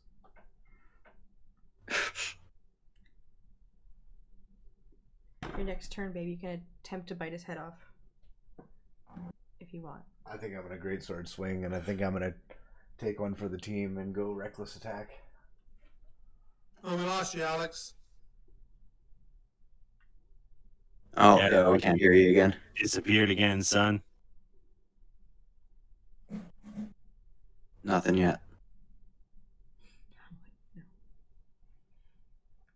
Nope. No. Unplug and plug back in again. That's what you did last time. Hello, Oh. can you guys hear me? Yeah, there we go. Yep. Okay, guys, just for the record, I know how to handle it. You guys. Unplug, plug back in. Everyone's like, no. I'm like, okay, fuck. All right. Okay, so Jesse, you are unconscious, right? So an unconscious creature is incapacitated, can't move or speak, and is unaware. The creature will drop whatever it's holding and fall prone. So actually, she's not in the vampire's grasp anymore. Okay. She slumped to the ground. The creature will automatically fail any strength and dexterity saving throws. Attack rolls against it will have advantage. Any attack that hits the creature will be a critical hit if the attacker is within 5 feet. So she's very vulnerable to some further damage here, guys.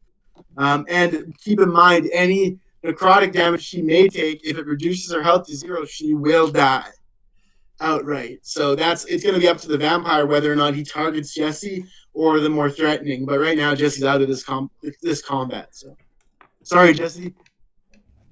Yeah. Okay. Next up. We'll try and save you, gal. Thurzog. So Urzog, you're up now. 18 health vampire. Jesse's dropped to the floor in front of him. What'll it be? Am I still active on my primal rage? Yeah. Well, hold on. We went through 2 whole rounds. No, I'd say it's 1 minute. You said? Yeah. What do you think, Rob? Would it still be active? Sorry, what did Rob say? 10 rounds before or something? He said, "What's that?" I was wondering if my primal rage would still be active. We've been through 2 rounds since I activated it. How long Last does it a minute? last? A minute. A minute. Yeah, no, I think it would be because, like, if you're going by the book, it's 6 seconds per round. Oh, per round, right? You said that. I'm sorry. Yeah, so go ahead, Sean. I mean, we could just say 10 seconds to make it easy, but...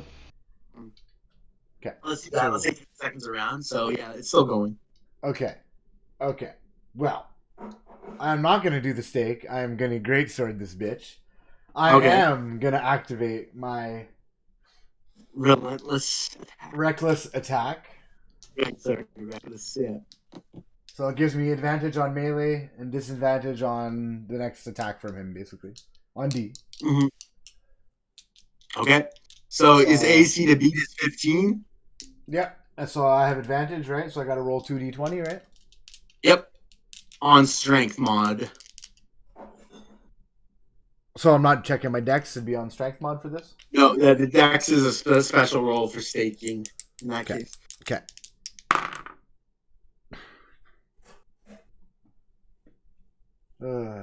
Strength mod, eh? Oh, Jesus. You have to refer to the mod. It was a bad roll, boys and girls. 9. Luck points.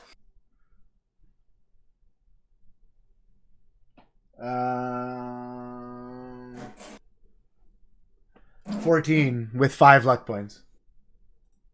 You added 5? Yeah. Then you can't. Oh no, I It's can't. I it's gotta be not 15, enough right? anyway. Yeah. I thought the 15 was his dex Oh, maybe I'm wrong. to stake him. Oh, 15 is AC as well. Dex was 16 minus 1 since there was a successful staking, but his AC proper is also 15. Because of the water, he doesn't have a lower, no?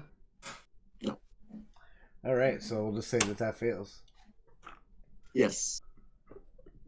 It will, unfortunately, fail. Anything else from you, Urzog? No. So you didn't use those points; you just let it fail, right? Yeah, because even if I used them, it would fail anyway. Yeah, right. Maybe using a potion is considered a bonus action. I think so. So maybe before this turn ends, I will drink a potion of invulnerability, just because I have now made it. I have now made it so that I'm at disadvantage on the next attack. Right. Yeah. Okay. So you're gonna do that. So you gain resistance to all attacks for 1 unit, I believe. Yeah. All damages. Yeah, I think it halves it. You explained, right? Yep. Correct. Yeah. And I have removed it from my inventory. Okay. Thank you. Appreciate that. Next up, we had Rob. Your compatriot has fallen.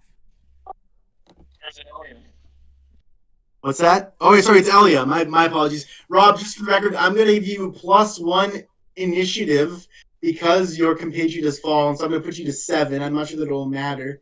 But your guys' bond is close, so +1 initiative on seeing her collapse. It may not matter. But No, I think Kyle's an 8. Kyle's an 8, so go ahead. Go ahead, Kyle. Sorry about that, Kyle. 18 health still remains. Same as last time, Elia. Make it happen. Also, regen is still a possibility for the vampire guys. All right, so time to go for another good staking. Okay. So it'll be a dex check on 15, followed by a strength check on, I believe, 15. Or was it 14? We'll see if it matters.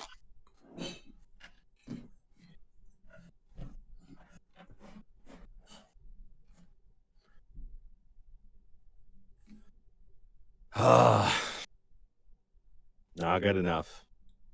Okay. Not good enough. 13, that's with my modifier, so not good enough. Luck points. You could have used luck points, but I mean, do you want to use some? This could be the killing blow, bro.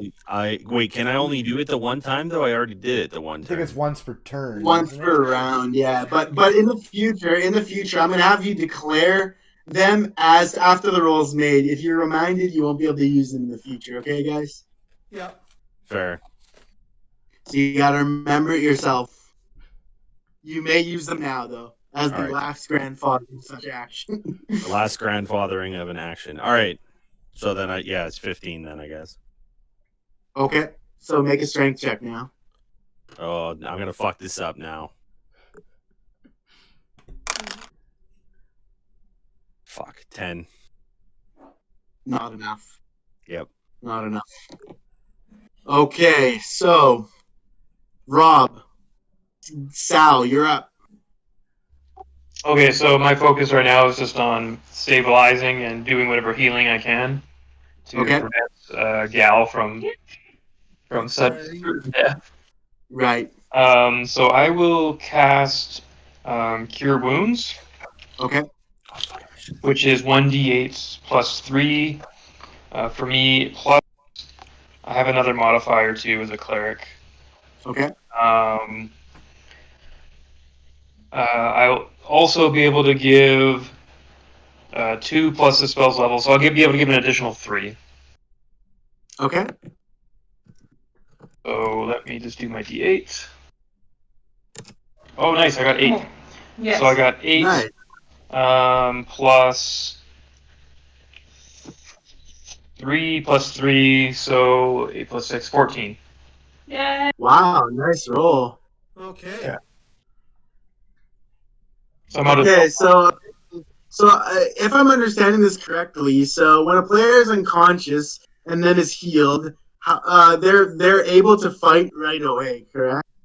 Based on what I've read, like you just reslot them in their initiative order. Is that correct? Yeah, Healing I'm pretty sure they that just. brings you up from 0 brings you to consciousness. Yeah. However, you are prone, so you need to spend a half movement to get up. Yeah. So yeah, Jesse, you're back to your feet here with a beautiful roll from Robbo. How much amount was that healing? 14 total. 14. So I have out of 15. You have the -5 max issue as well, right? Mm-hmm. Yeah, she's From down to the 15. Okay, 15 max. Okay, so are you at your max 15 right now? Then? No, just 14 out of 15. Yeah, so Oh, 0. right. Sorry. Okay. Mm-hmm. All right. Thank you. Yeah. Nicely done, Rob. So Jesse, you're back to your feet. Well, you're still prone, but on your turn, it hasn't passed by yet, so you will get a chance. Okay. It actually goes to Trish next. Oh yeah, next day. Trish, you still have your 21 strength. Right. You just need to hit the dex if you want to try a stake I attack. was gonna try this staking again. Oh my god. But I feel that's the best now. Yeah, it's definitely the best way to deal the damage. So I'm doing dex first. Dex first, yeah. Gotta beat 15. Fail 2. Wow. Okay. Okay. So no amount of 5 luck points will get you over that hump. So that's all you can do. Yeah. Okay. So can't seem to get that stake on target. So next on our initiative list is Jesse. I believe Jesse. You may regain your footing if you desire. I'm sure you do. Kill him. But the question is, do you hold the line, Jesse, and stay in the fight, or do you back out here? I could because I'm a hurting unit. I'm gonna I have bless as an enchantment. Okay. So I can bless up to 3 creatures of my choice. So the target can roll a d4 and add the number rolled to an attack roll or a saving throw. Wow, cool. That's cool. Okay, so who are your choices? Who are you blessing right now? Okay. I'd do like Bale. The next 3 would be the logical choice. Right, that'd be smart. Yeah, the next 3 on the list. So Yeah, it would be Bale, Aljax, and yeah. So Bale, Urzog, Aljax. be blessed. Be Okay, so you guys can roll. You roll a d4 to add on to any roll you choose, or is it every roll? It just says Any attack. when you make an attack roll or a saving throw. Okay, so it looks like it applies to everything then. Yeah, just any attack. How long does it last? How long does it last? 1 minute. Okay. All right, guys. So Jesse is doing what she can to contribute.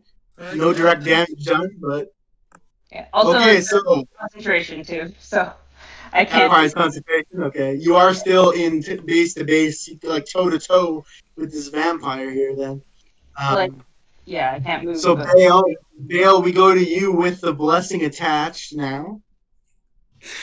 All right. Well, I'm gonna try Eldritch Blast again. Okay. So 15 AC to beat. You have a plus of a triangle dice, 1d4. I rolled a nat 20. Nat 20. All right, there we go. Critical hit. Critical hit.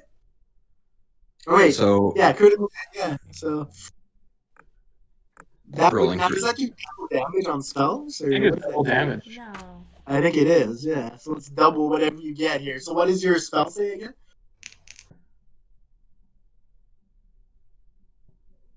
Sorry? What does your spell say for damage numbers? There's no spell save on this one. It's just a ranged attack. range You're right, spell but what apply. damage numbers? What damage numbers? I'm rolling now. Okay.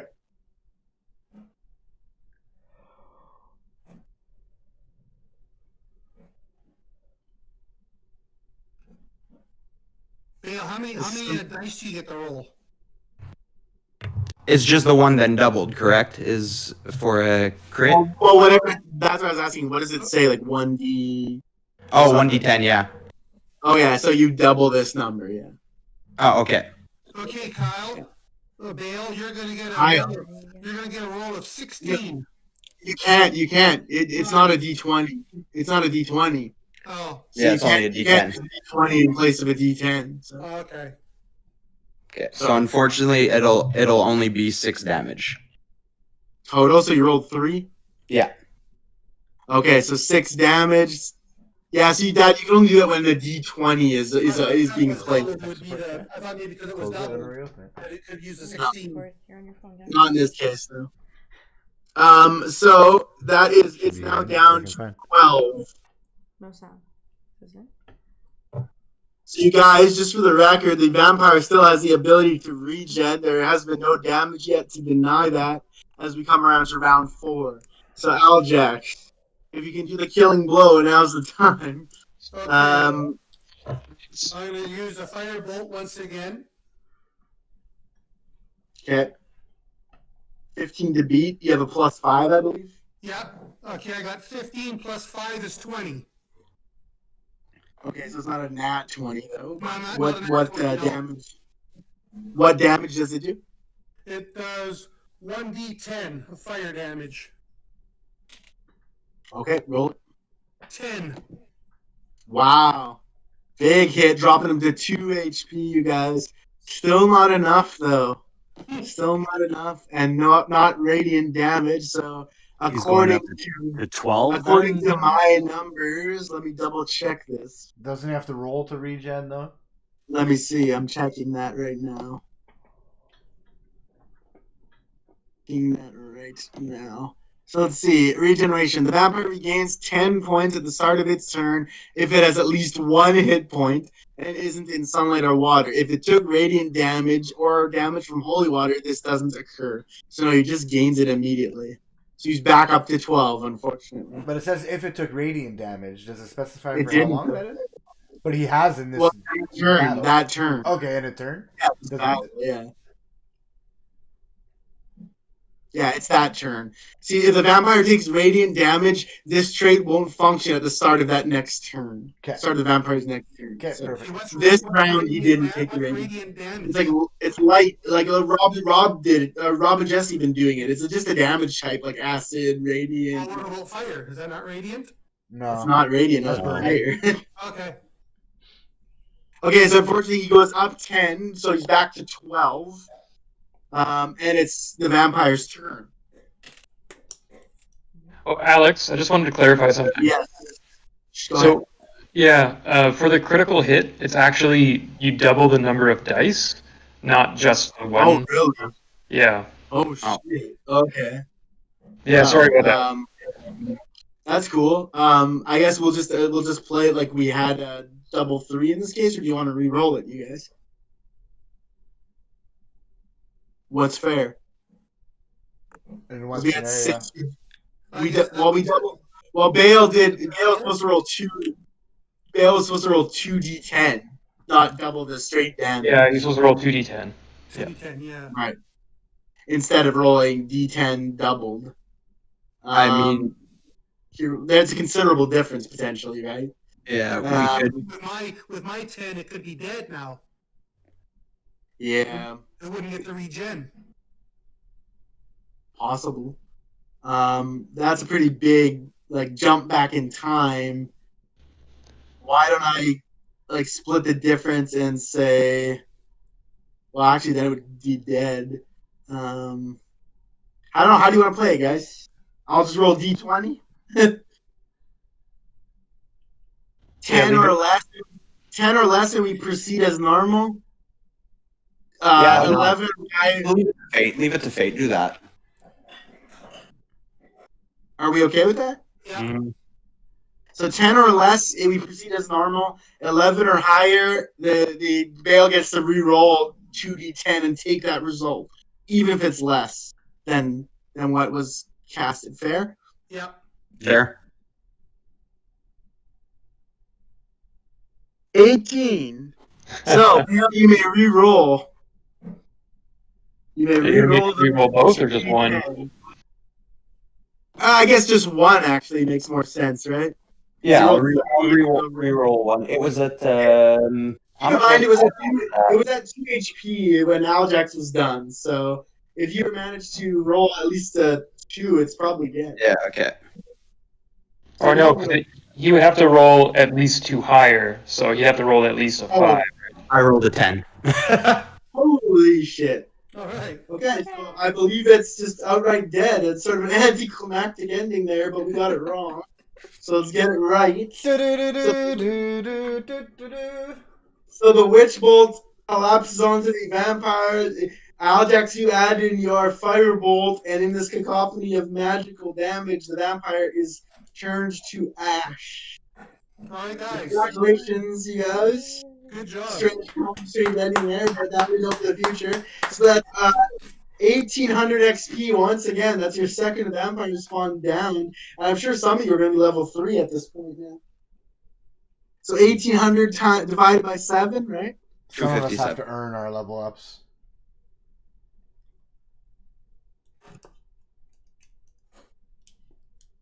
Easy.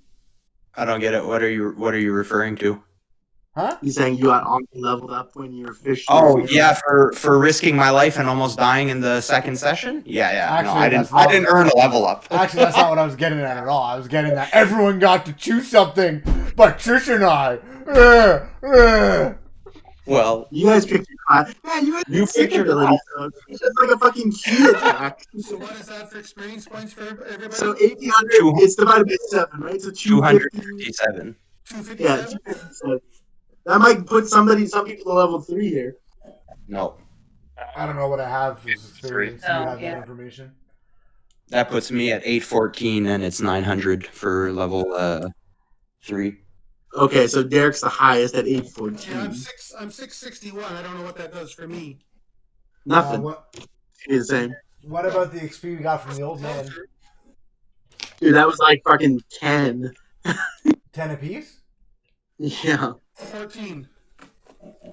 Yeah, 13 apiece. Because I had 257 plus 90 plus 257 plus 13. Yeah, I'm 661 anyway now.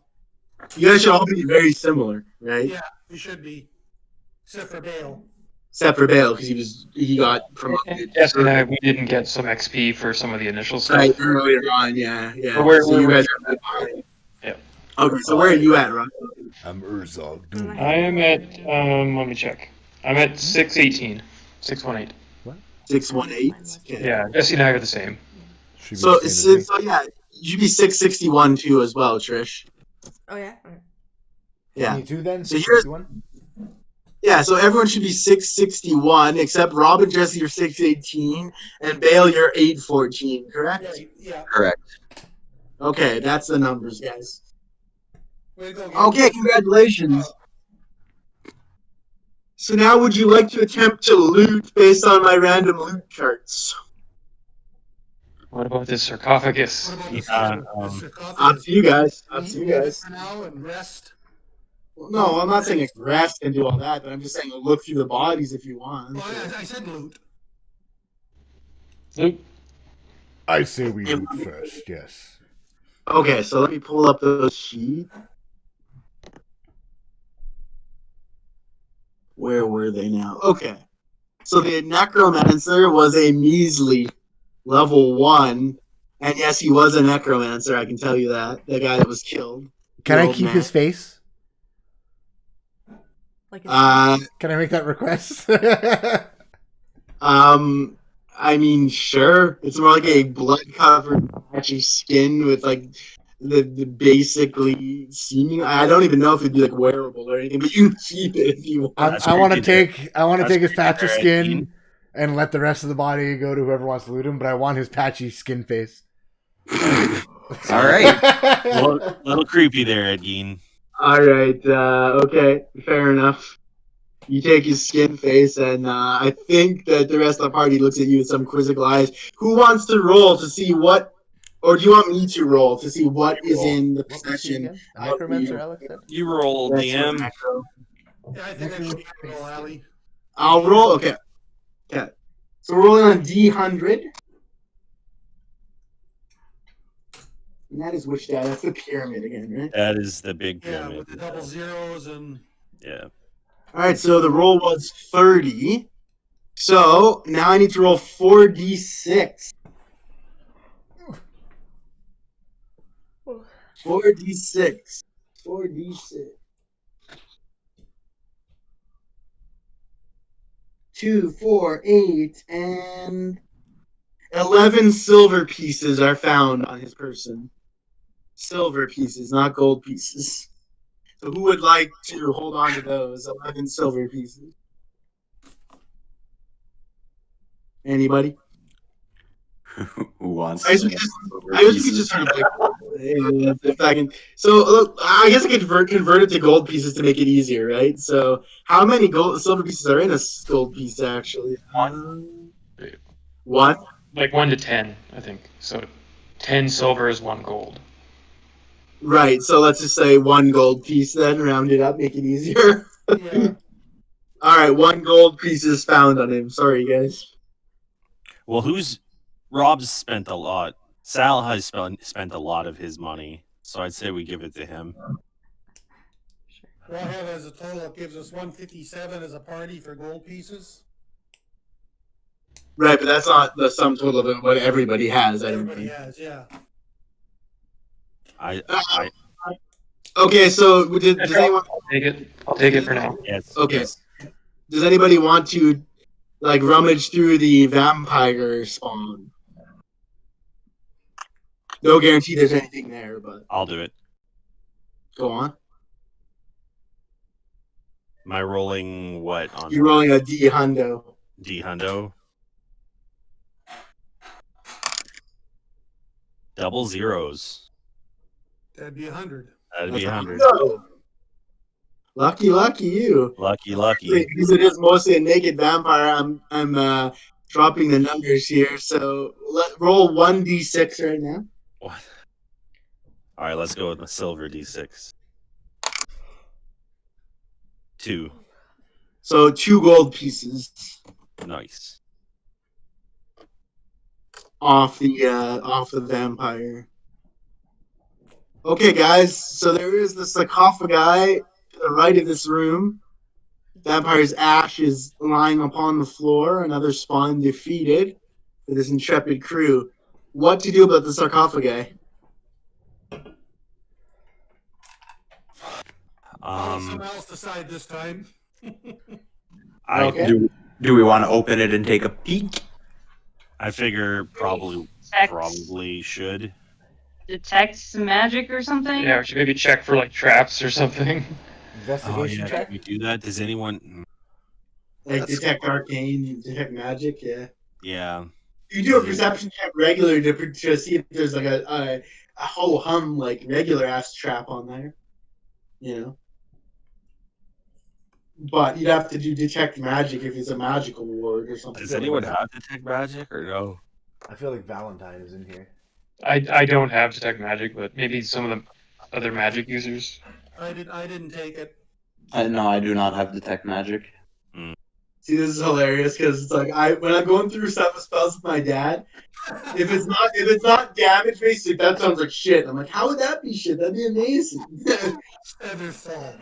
I mean, really. Oh, like that shit's amazing, man. He's like, oh, read languages, that sounds shitty, no. If it doesn't do like direct damage, no. I have like a sense. Turn stone into wood. I would like to do a perception check. I would like to investigate. Okay, go ahead. On your wisdom or intelligence. 14. Thanks for the follow, Spurs. Yeah, thanks for the follow. Indeed. So I got 14, and I think I have a modifier on that. Just give me a second. Yeah. 14 plus 2. 16. Alrighty, so you, as you run your hands over the sarcophagi, it's warm to the touch, Urzog, and there's definitely some sort of eminence from it, but you're not the magical type, so you're not quite sure what is there, but it just doesn't feel right to you. And again, you have now that danger sense, right? That ability. So I'm going to let you apply that in a sense indirectly here. You definitely sense there's a feeling of something not being quite right about this. That's the most I can tell you as you're given your barbarian nature. Something feels not quite right. Maybe we might have to like open and stake or something. Like get stakes ready. Can't we just like open it like a tiny crack? What if we scoop up the dead necromancer's blood with a ladle and pour it over the sarcophagus? You could try. Somebody I don't recommend this idea at all. You can wear his face on your face. Yes. Thanksgiving. Yes. So does anybody with magic? I'm an orc. I carry my ladle and trophies shit of battle. It's like we're drizzling a cake. It's like we're Trish at the bakeries. But yeah, does anybody want to try to take a look at their magical abilities? I am not capable of. Detect arcane. You can do arcane check. Something is unnatural. I have a about shitty the arcane, so someone else do that. Can I just do an Arcana check? Yeah, of course, absolutely. Go ahead.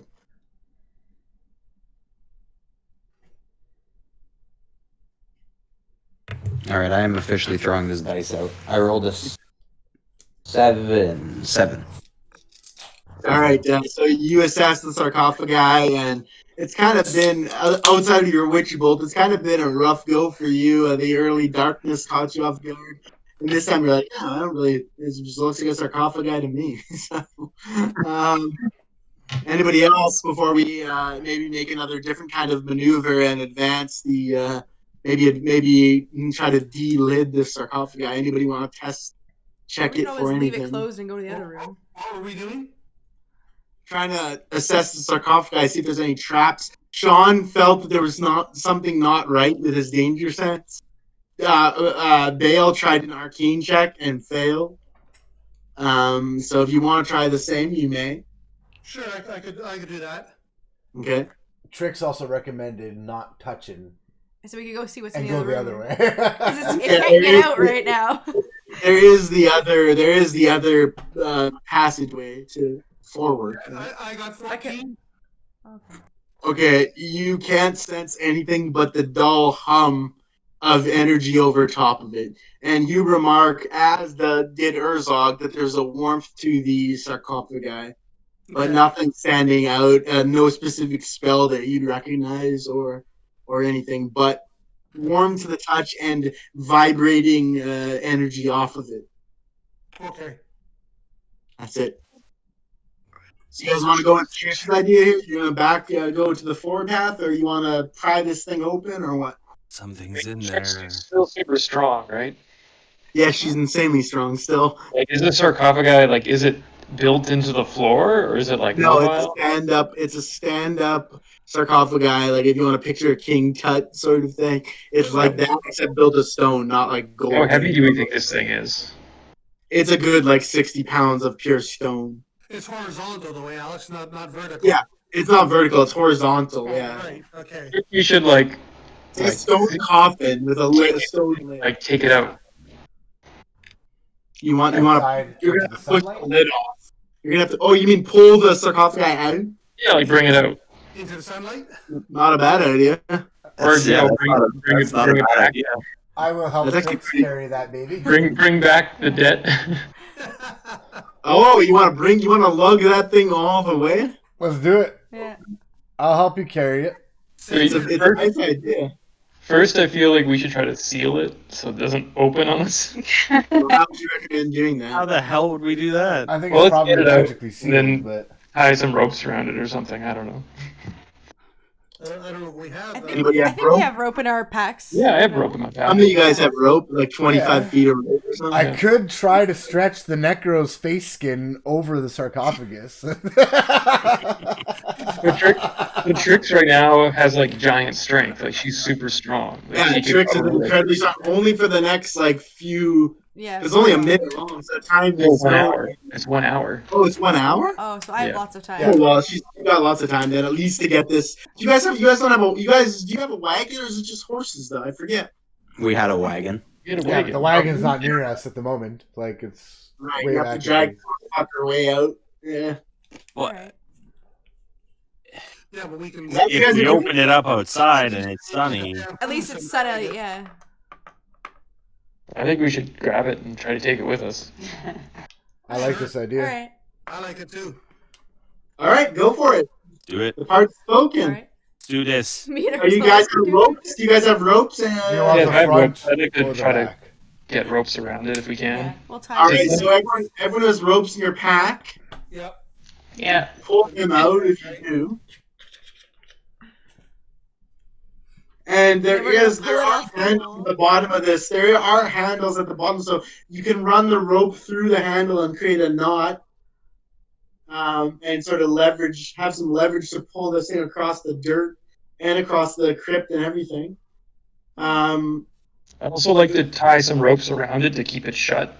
Right. Like, Okay. it Then we doesn't, can like, tie come from one on. handle across the top to the other handle and secure it that way. Yeah. Mm-hmm. We could Now do this it. thing's heavy, so you're gonna need to use Trish 21 strength. I thought I'd never say this. You're gonna need to use Trish to pull this thing. That's probably what I'd recommend. The rest of you might be like pretty strained by this, but it's may as well use the strength to your advantage. So, can I surmise that you guys are dragging this back out the crypt entranceway? Is that correct? Yeah. Mm. Oh, Yes. we're beasts. It's not dragging. This thing is off the floor right now. Okay? Six of us might be able to pick it up and carry it. Yeah, I got 16 strength. Yeah, that's fine. Okay, here's what I'm going to do. Everybody make a strength check. It's not going to be hard. Whoever wants to be involved in carrying this, because who knows what could come with such a thing, right? So who wants to be involved? Actually, who wants to sit out carrying this? Anybody. I will sit out carrying this. AO will not carry it. Okay, so that's one, I two, also three, will. 5. Okay, that's going to be 5 of you guys. Okay, so I'm going to need 5 dice strength check, 1 for each of you guys. Okay, I got a mod 15. Okay? 13 plus, Roll it 13 down. plus 2. I'm going to add these numbers up, okay? Or was it my? Versus the weight, roll? the perceived weight of this thing here. You're -1. I Should got be a that. I got a Oh, you're 21. +5. Okay. Because you're 21, you're +5, right? Yeah. Yeah. She is. So 16. Okay. I got 11. 11. Okay. Is my Still active? is anything of mine still active? I don't think so. No. Okay. I think more than a minute has It's passed in been real longer time. than a minute. I would say it's been Yeah. Okay. So did you roll your strength or not yet? yeah, 15. Okay. So you guys do manage. The 5 of you manage. You've rolled over the threshold I've set in my mind for it. So you guys manage to hoist this above ground and like pallbearers are marching it out of this crypt. 5 shoulders, and then the elf and the warlock sort of being foreman on the job. Bring it up the rear. Now White you are cat. strained, so I would ask that any talking at this point that's in game be appropriately strained for this process, at least as you guys walk out. If there's anything that needs to be said, but Trish is unbelievably extra strong right now. Maybe that's a I'm funny alright. I sight. could still talk. No. Yeah, really. Just that's nothing. All right, you guys bring this out to the sunlight. Now, I will advise that if you had to carry this a long way, it would start waning on your fatigue levels, which I do have to monitor. But for now, it's just a few. It's just like 20 steps. Now, let's assume you guys put this thing down for a moment. Once you get it out in the sun. Wasn't that hard with 5 of you guys. So now what? The thing's on the ground. Do you want to pick it back up and go get to your cart? What do you guys want to do? Do you want to proceed to the other part of that crypt? It's out in the sun. Now what's the next move? Open? Or I mean, I do think we also need to, at one point, we definitely need to go back and finish exploring this crypt. Okay. But what if we come back and it's open and it's gone? Are we? We're in the sun, right?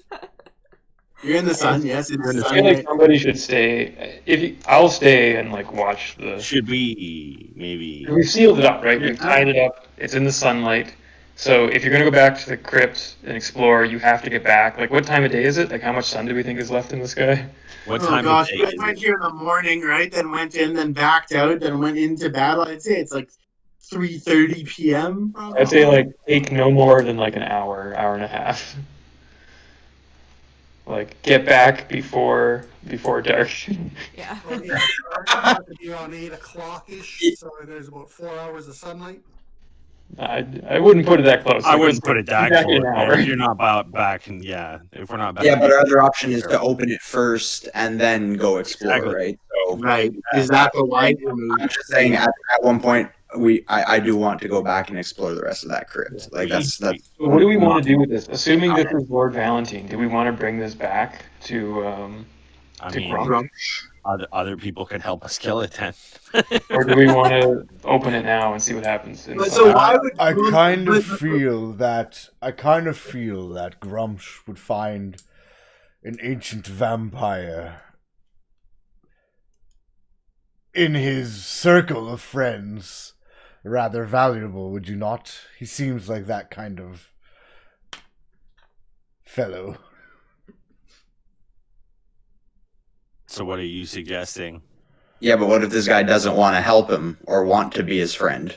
Then he stays trapped and they use his vampire blood to make friends.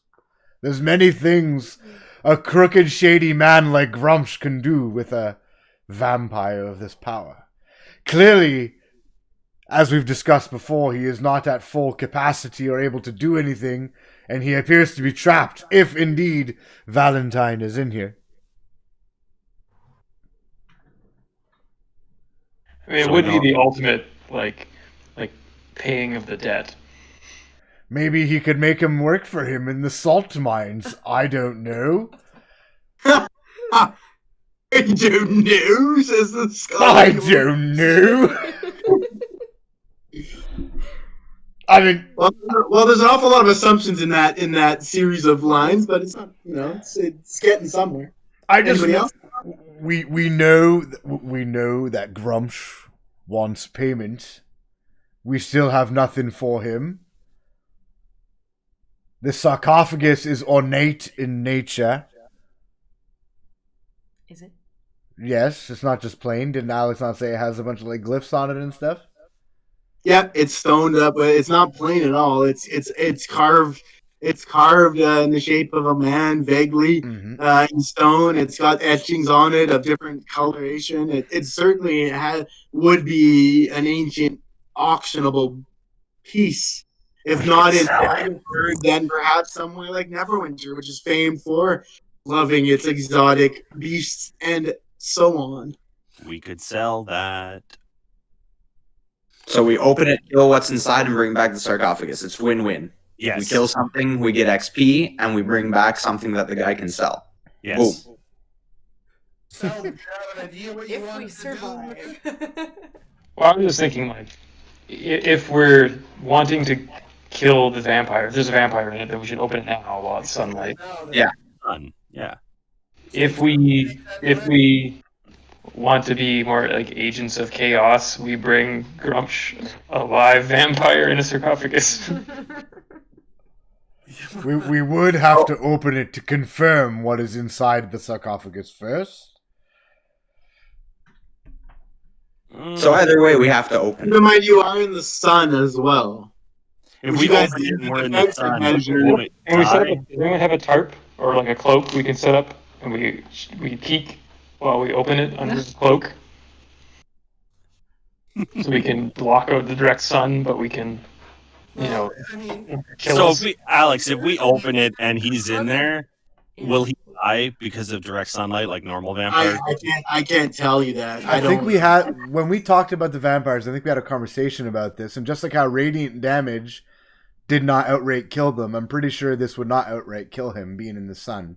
But it take does eight. put him at a disadvantage. I'd say that's more accurate. He would take 20 damage minimum. Yeah, it would put him at a disadvantage. For every turn or whatever he stays in sunlight.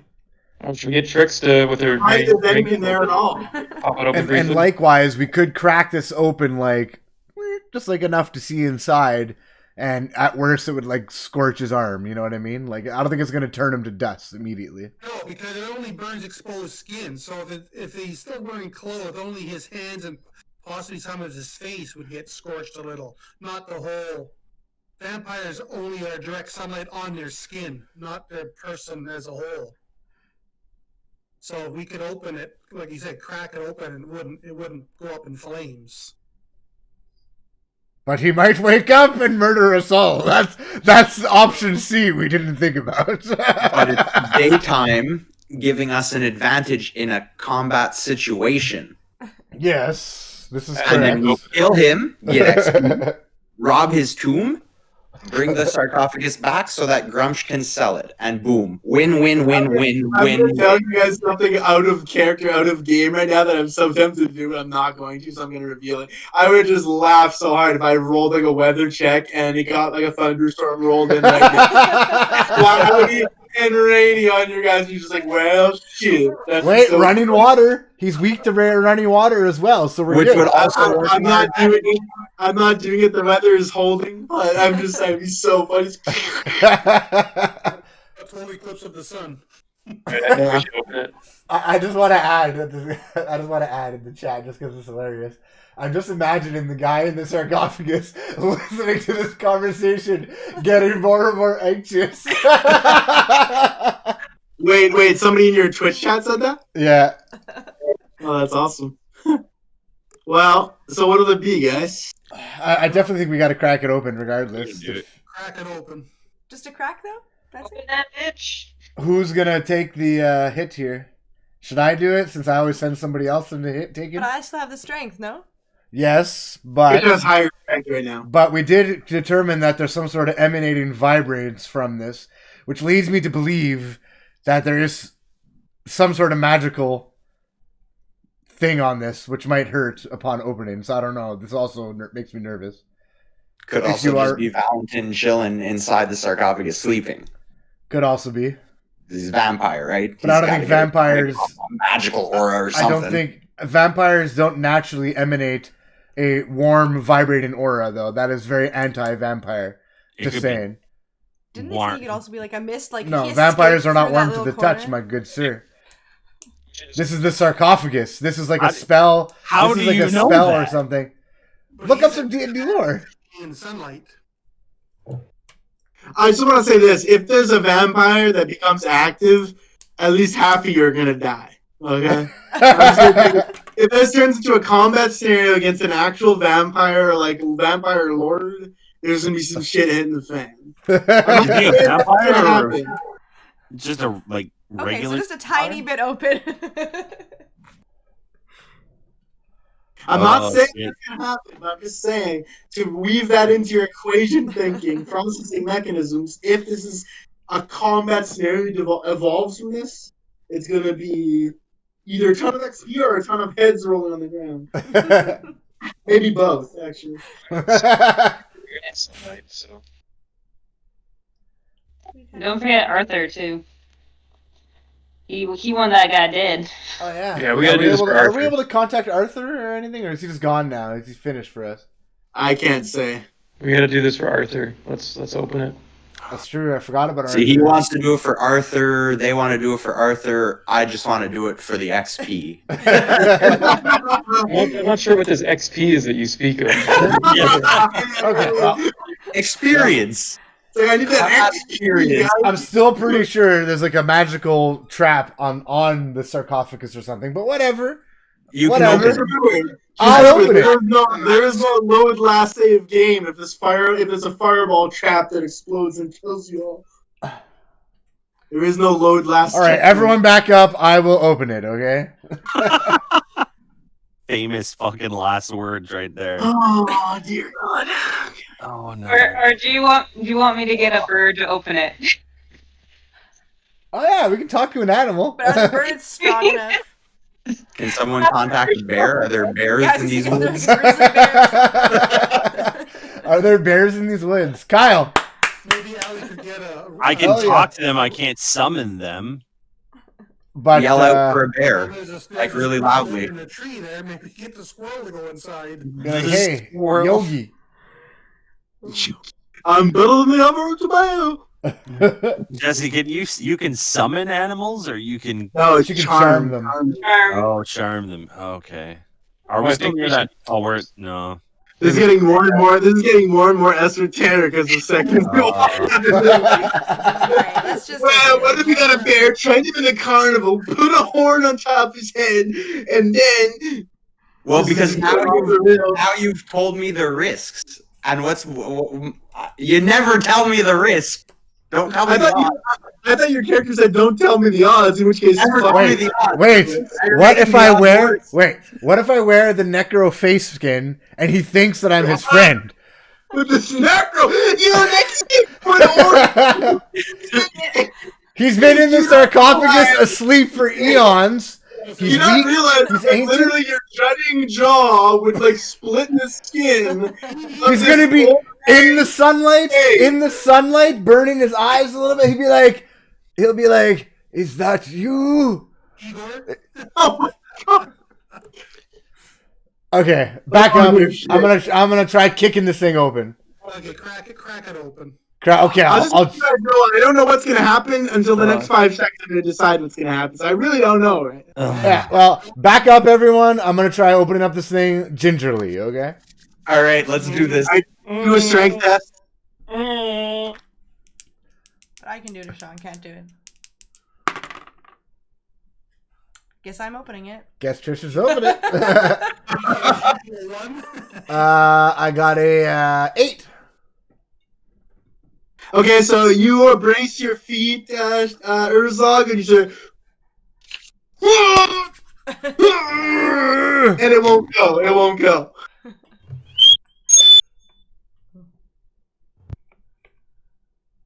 Trish, you're gonna try with your hill giant strength? Yeah, I'll try. I have to roll it Go or ahead. no? Yep, roll on a +5, please. 17. So +5, 22. Yeah. So that'll do. I never thought I'd see the day where a kobold outlifts a fucking orc. I whooped you. She'll never let you live it down. Now, let me ask this one more time. You guys are opening this lid. Like, this is happening. But just a little bit, not all the way off. We're just doing like a crack. Or do you want to lift it all the way? Okay, so, well, you guys decide. What do you guys want to do? It's just a crack to get a look at like what's in there. Okay. Okay, so as you go to lift the sarcophagus lid, you lift a crack, and speak of the devil, Arthur bursts into existence from behind you. "You fools!" he says, as the crack gets open. And I think I only heard Trish say this in the conversation that led up to this. You feel the cold mist rise from the sarcophagi and go. Is gone. It's as if the spirit is transferred from that space into the air beyond. And then Arthur drops to a knee with his staff in the ground already, knowing that it's too late. So he got away. Yeah. However, Win-win. there is a body in the sarcophagi, but you can't tell who it is right now. It's like a dead body. Can you stake it? Yeah, I think get our stakes ready and let's go check what this body is. Well, I think it's safe to say that the essence or spirit of Valentine has left and is going to find a new host or something. I don't think that's how vampirism works. That's not how vampires work. But That's how vampires work. but this is an ancient, very powerful vampire, so I don't know. I am somewhat surprised that I will say this, that the fact that he mostly Valentine, or what we presume Valentine, occupied mostly a mist form this entire quest. And the thought to open the sarcophagi just a touch Almost forgot about that fact. Now I understand why, because the body should have held, but as you look further, you'll find out why that wasn't the case. So.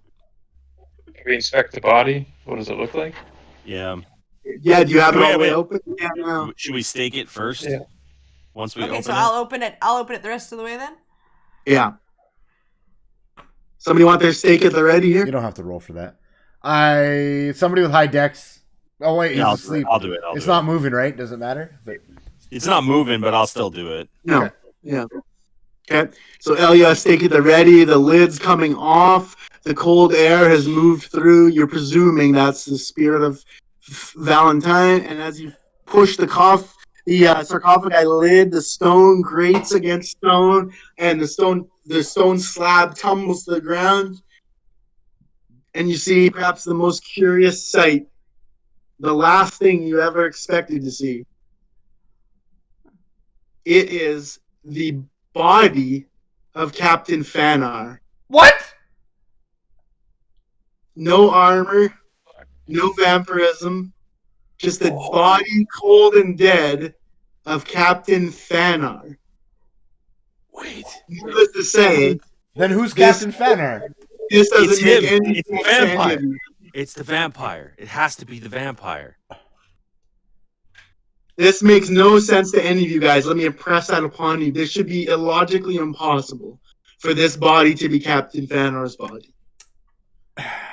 If we go back a long time, though, I don't think it's necessarily illogically impossible. Because I thought we had this conversation.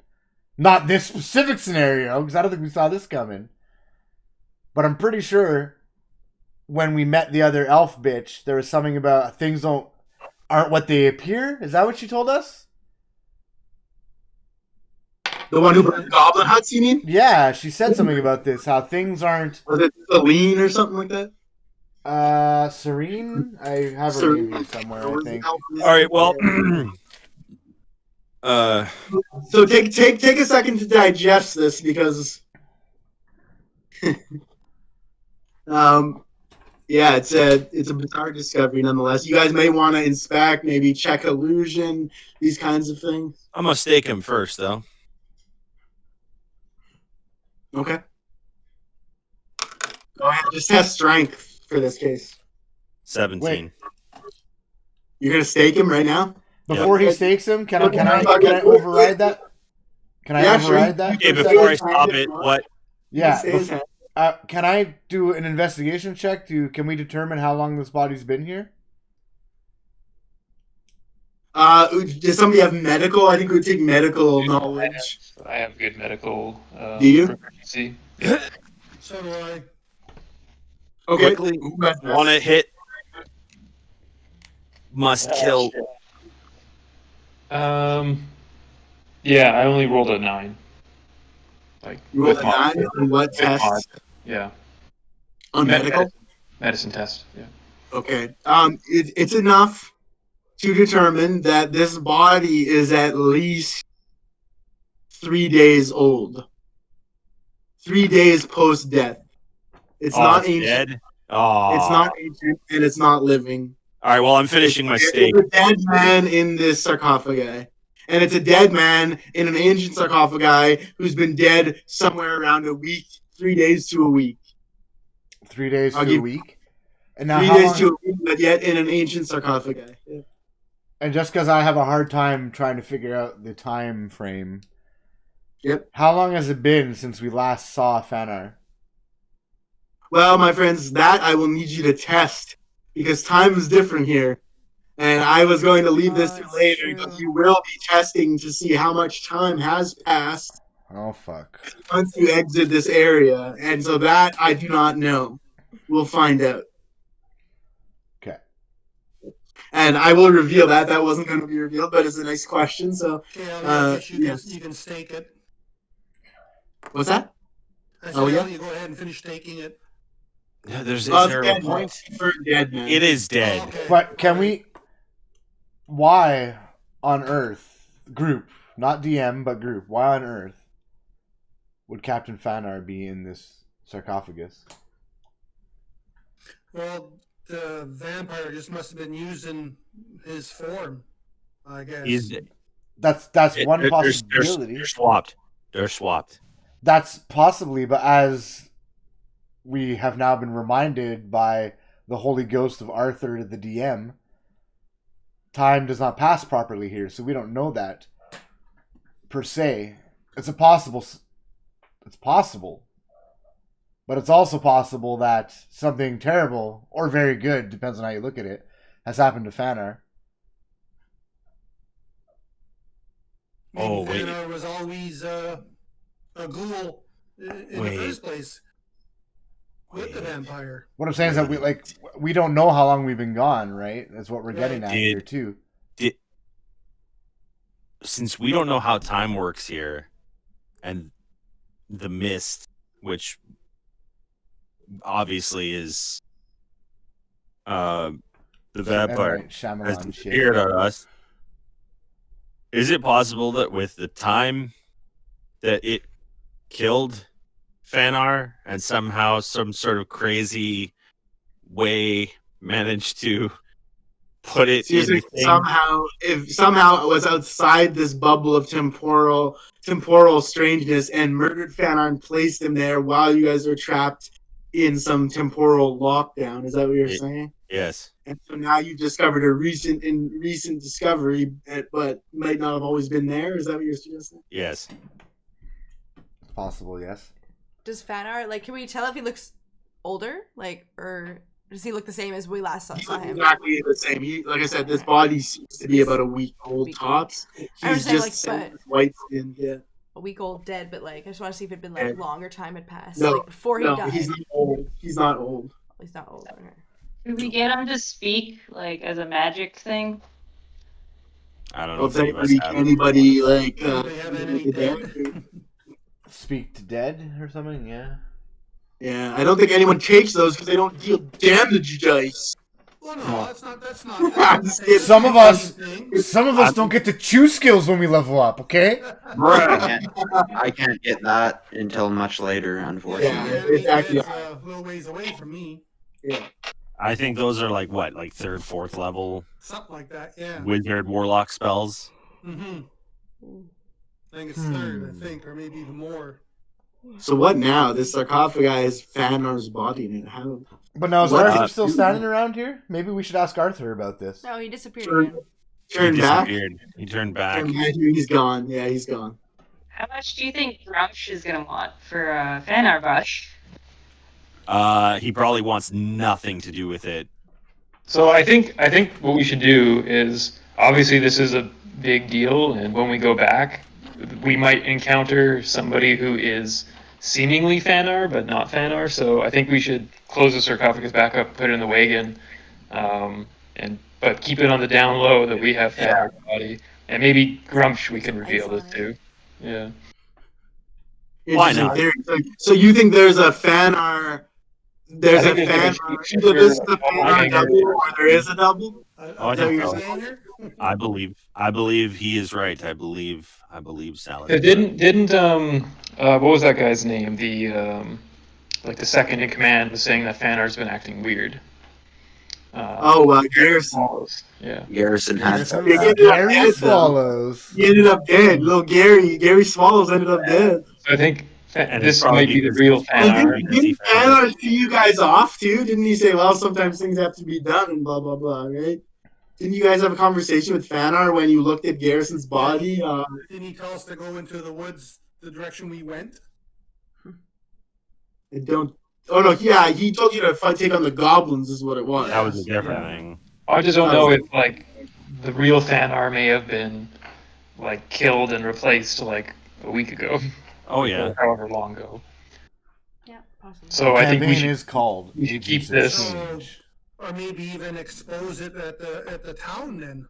Let people know that here's Fanar. So who's been portraying himself as Fanar then? I don't know. But I think that if we showed up with a dead, obviously captain of the guard, that they'd probably be pretty upset with us. Yeah. Well, all this is fine and dandy and highly likely, and this is very good information, but something's still left the sarcophagus. So what I'm curious is, other than the possibility of the temporal time thing that Kyle's talking about, other than that, if we don't think of that for a second, if we have this body and something just left this body, and we have Fanar in the other place, who's in Fanar's body and in what is not Fanar's body, and what just left Fanar's body? Valentine. Well, unless we're going with the temporal time that whoever's parading around as Fanar is just being, it's just a spell cast on someone to take his place. That too. You're saying it's like a mystique, like chameleon, an illusion kind of mimic spell. Well, yeah, there's several spells which allow you to change your appearance or change someone else's appearance. We lost Alex. We lost our DM again. Yeah, I think polymorph is one of them, eh? I think polymorph. I think that's polymorph turns people into animals. This is more like a disguised self. Yeah, I think it goes as chameleon or disguised self. Yeah. Yeah. So there are spells which allow you to shape yourself to look completely different. Yes, but they don't hold up to scrutiny. No, but we've also, who's going to go up to a captain of the guard and scrutinize them? Like, it's the captain of the guard. If someone gets close to him, he can simply say, "Oh, you attacked me, your execution." To the jail. I've seen Fanar without his full armor on. Okay, but then I'm still trying to make a link here, because that's possible. That's very, like, maybe it could even be that elf bitch, for all we know, who's like using disguised self and leading the guard. But how and why did Captain Fanar's body end up in this sarcophagus, and what left his body? We're assuming it's Valentine, but what connection does Valentine have with the person who's impersonating Fanar? Who knows? I mean, we do know we have discussed that there seems to be something bigger going on in the city. So it could just be a big conspiracy for someone to consolidate power, even. Like, that there could be deals that have been made between, a super strong vampire, a seedy Grumsh, the council. There's a lot of possibilities right now. I mean, right now, Derek needs to work his back channels and see if he can hold on to Grumps. I think right now we take the body, we take the sarcophagus, but we keep it on the DL. I agree with that one. I agree with that. But what we should do right into town, is Fanar there? But are we going right back to town? Yeah, does anybody know where Captain Fanar is? Are we going right back to town, or are we going to go check out the mausoleum? We got to check out the place again. Yeah, that's what Bale wanted to do. But now the question is, do we watch? Does somebody still keep watch over this body? Because this is a pretty big deal.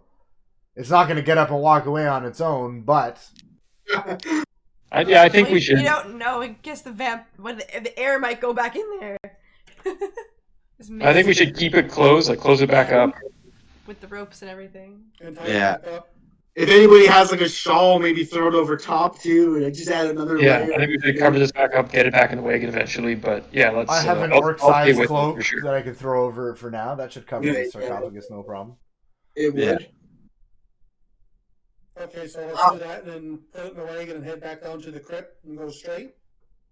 Unfortunately, guys, that's gonna be it though. It's 11 p.m. already. Can you believe it? Yeah. Yes. Holy it is.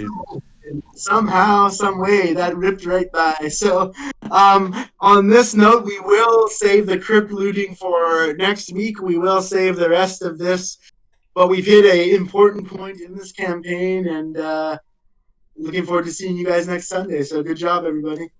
All right, everybody. Yeah, good stuff, guys. Nice. Hey, Alex. Yes, sir. Before you go. Yep.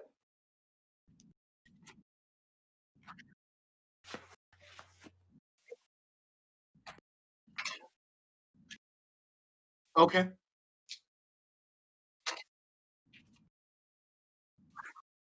Yeah, that's what I noticed with yours and Kyle's too. It's like I don't have the same ability to edit since I lost some of the programming I had, but we'll work on that together and get that sorted out. Like I said, I might use D&D Beyond and just do it myself and just give you guys links to your character. And get Kyle fixed up too for his information. Yeah, we have to. We definitely have to. And I'll spend